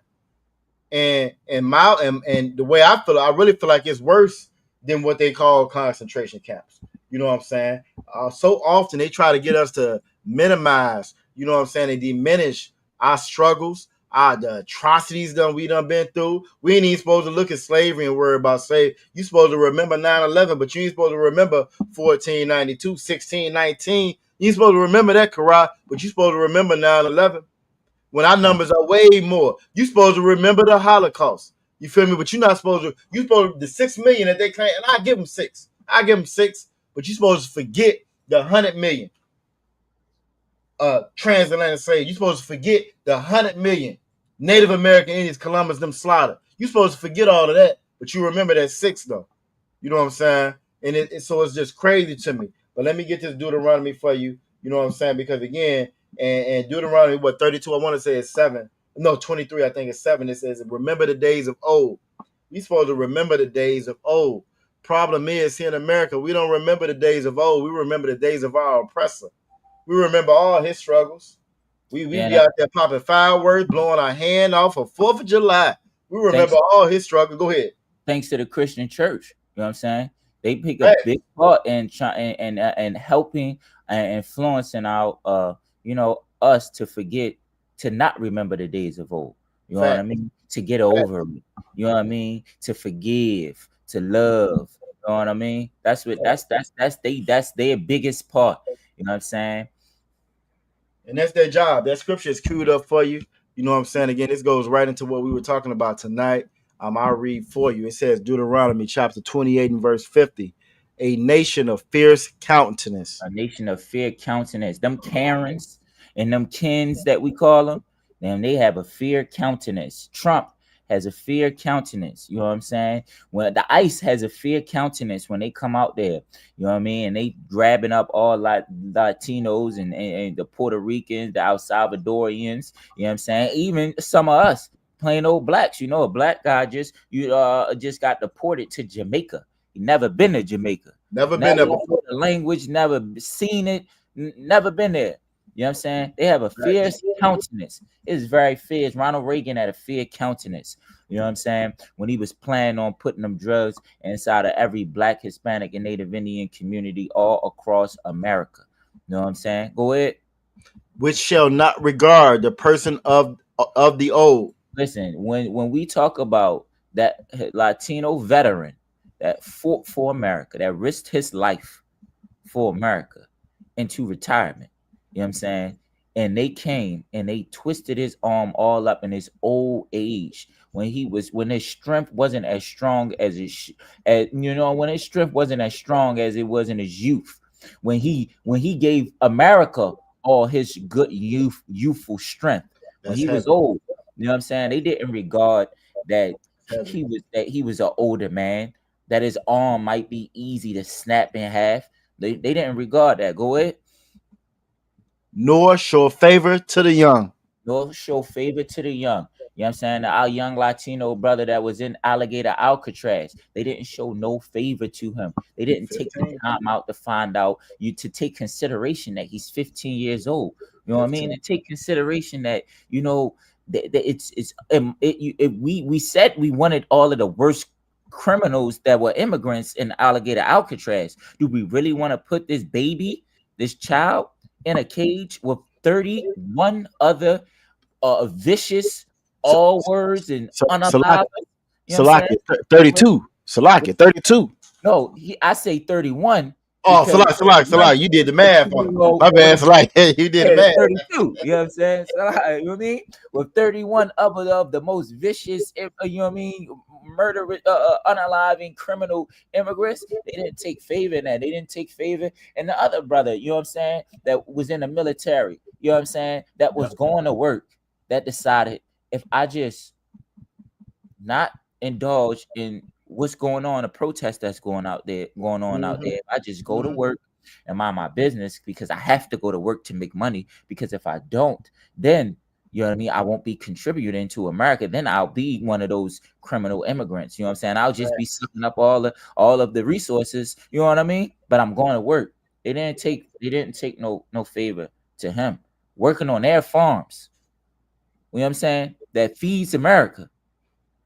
And they didn't take no favor to him. And that's why we keep telling y'all to separate from them. You know what I mean? Stop indulging in their holidays. We give them the finance to oppress us when we go spend money for Halloween, for Valentine's Day, for New Year's, for 4th of July, for Memorial Day, for Labor Day, for Thanksgiving, for all of these holidays. You know what I'm saying? You know what I mean?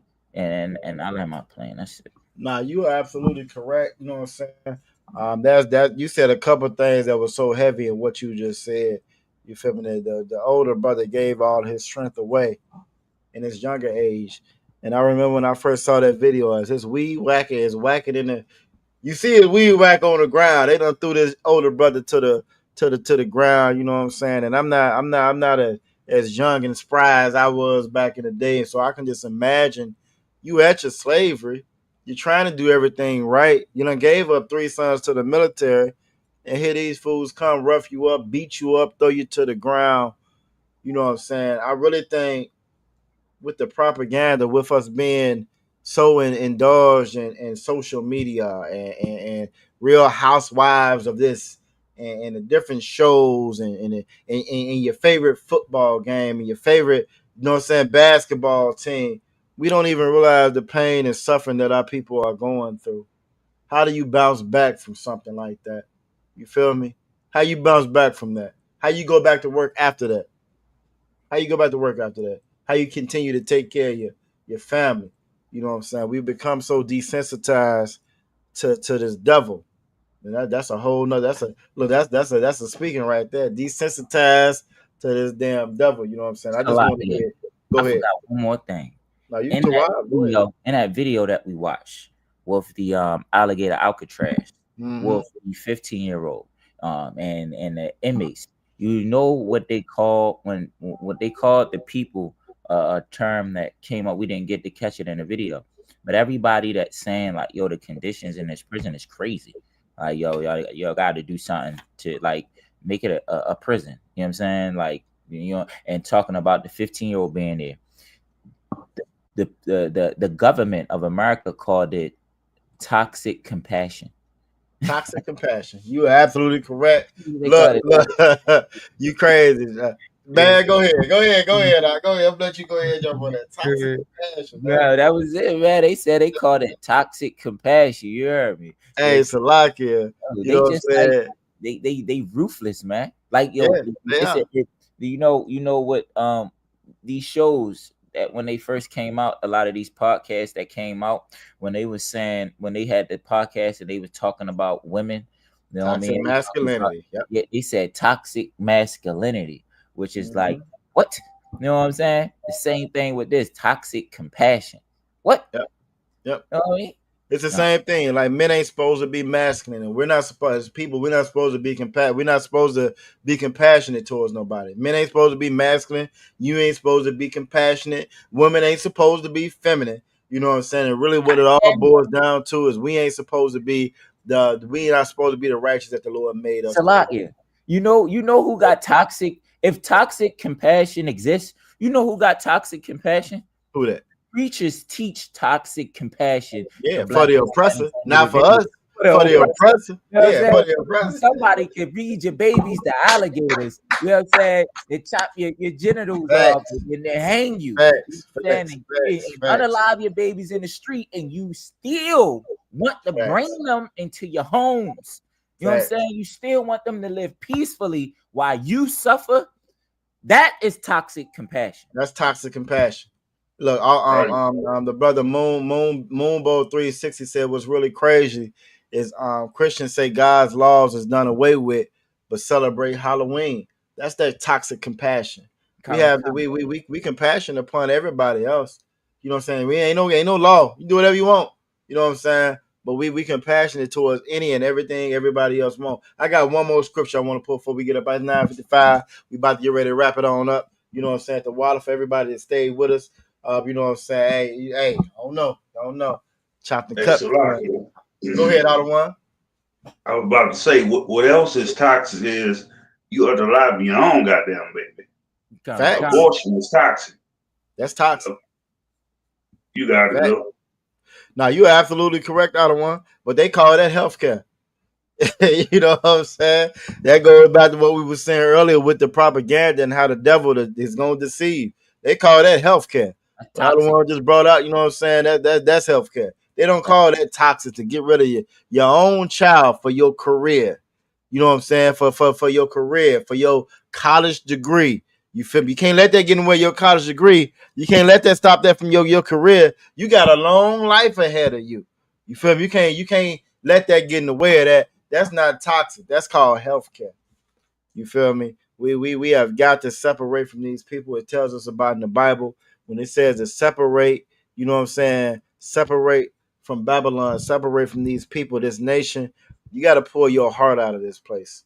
You feel me? Last scripture we're going to read before we get up out is going to be Hosea 4:6. And a lot of our people are somewhat familiar with this scripture because they say it in movies. You hear some of the rappers say it, some of the politicians say it, but all they doing is what they call copy. That's copyright infringement.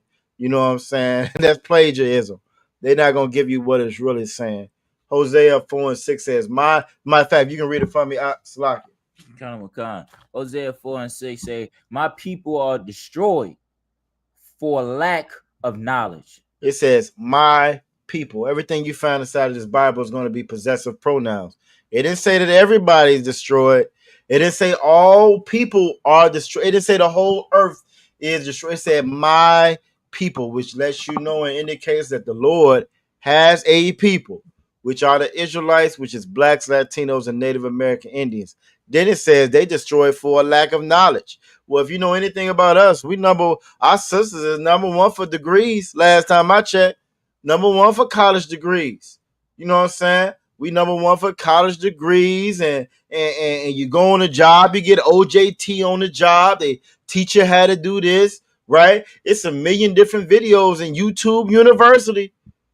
You get all the knowledge you want out of YouTube University, how to build yourself up with stocks and economics and you name it. You can learn how to do it. It says, my people are destroyed for lack of knowledge. Keep reading. Come on. Because thou has rejected knowledge. Then it says we done rejected this knowledge. Well, if we number one in degrees, that ain't the knowledge that we rejected. We got to go to the slave to eat. That ain't the knowledge that we rejected. You're not rejecting that OJT on the job. What knowledge is he talking about? You can go to any major city on a Sunday, nigga, you can't find nowhere to park at. Why? Because everybody's on their way to church. Everybody's at the church. So what knowledge are they talking? Is it talking about right here? It's talking about the knowledge of this Bible. We don't really have the knowledge of this Bible. You don't have the knowledge of God. You don't have the knowledge of self. You're not going to get that in that church. You're not going to get that in the mosque. You're not going to get that from voting. You're not going to get that from school, from K through 12 or your higher education. You don't get that from there. That's the knowledge that we don't know. The knowledge that we lack is the knowledge of this Bible. That's the knowledge we reject. And what happens when we reject this knowledge? Go ahead, Come. I will also reject thee. Why you got a 15-year-old in a detention center, a concentration camp, a prison designed for the worst of the worst criminals? Why? It's because he says, I will also reject thee. He was rejected. Why we fill the prisons with mass incarceration? Because we reject the knowledge of this Bible. We reject the wisdom of this Bible. I heard Officer Murtaza Karah break down Deuteronomy 4 and 6 at Camp Karah. You heard him too. He broke down that thing fast. You know what I'm saying? At camp before the raindrops hit, he broke it down. The wisdom and we supposed to get, the wisdom and knowledge we supposed to get from this Bible that we have never been taught before. You know what I'm saying? Because we reject that wisdom, because we reject that knowledge. Keep reading. God. Thou shalt be no priest. That thou shalt be no priest to me. Not only is we not going to be a priest to him, but he was going to reject us. We have been rejected by the Most High.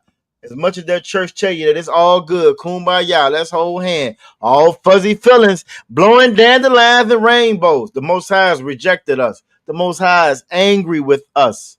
Why? Because we refuse to follow his laws, statutes, and commandments. These priests you see inside these damn churches, they don't preach for the Most High. They preach for that almighty dollar. They don't preach for the Most High. T.D. Jakes was at the Diddy party too. What you mean? He's at the Diddy party too. A gang of young soldiers came out and said that Eddie Long had violated them. A gang of them said he violated them. You know what this church did? They upheld the nigga on a pedestal. You know what I'm saying? Creflo Dollar got 2 jets. You feel me? They not no priest to the Most High. Keep reading.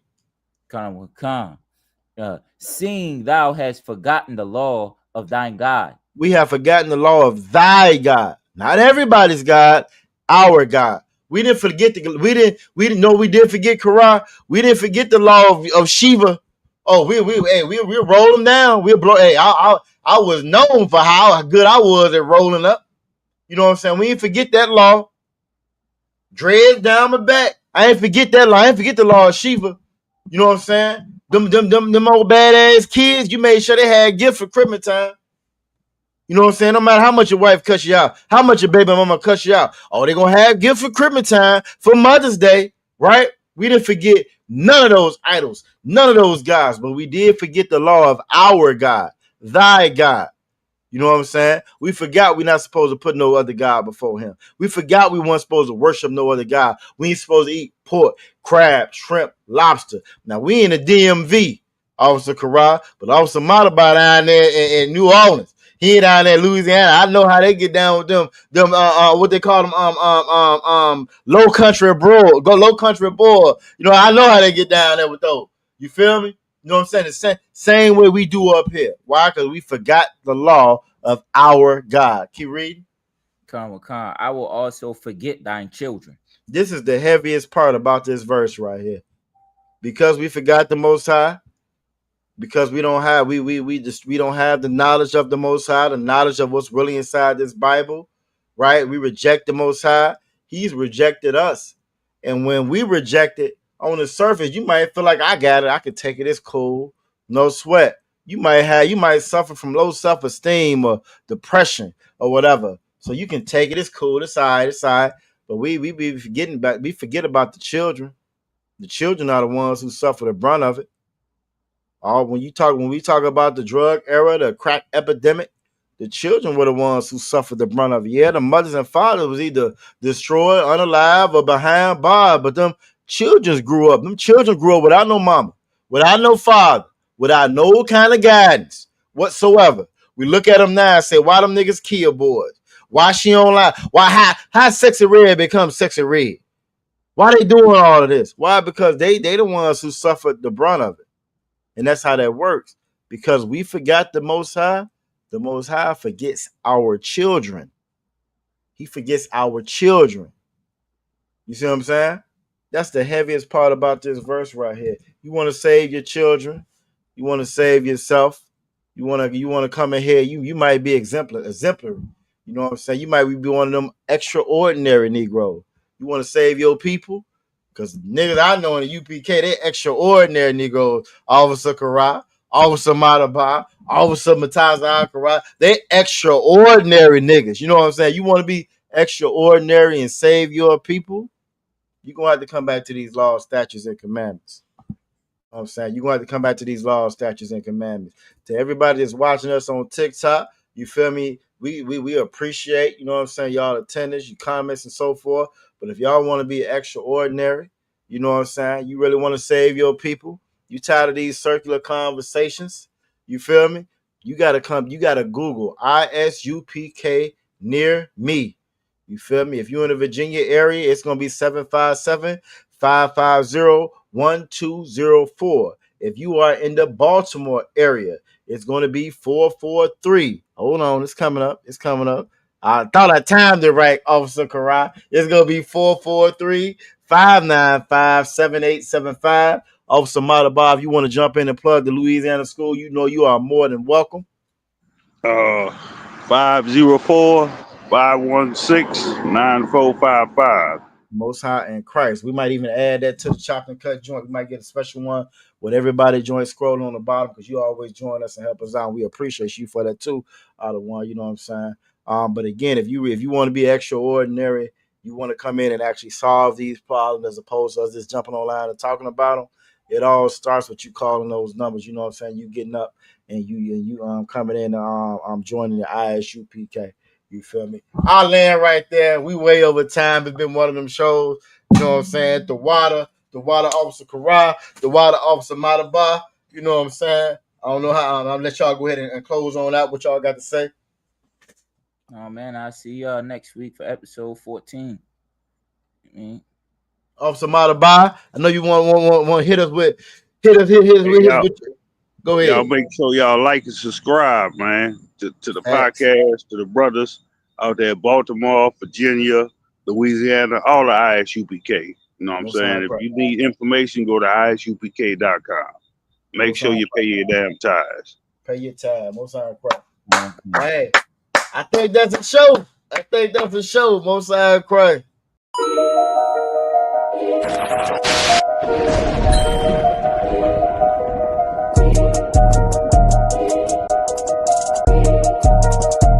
They need food, housing, clothing. They need counseling.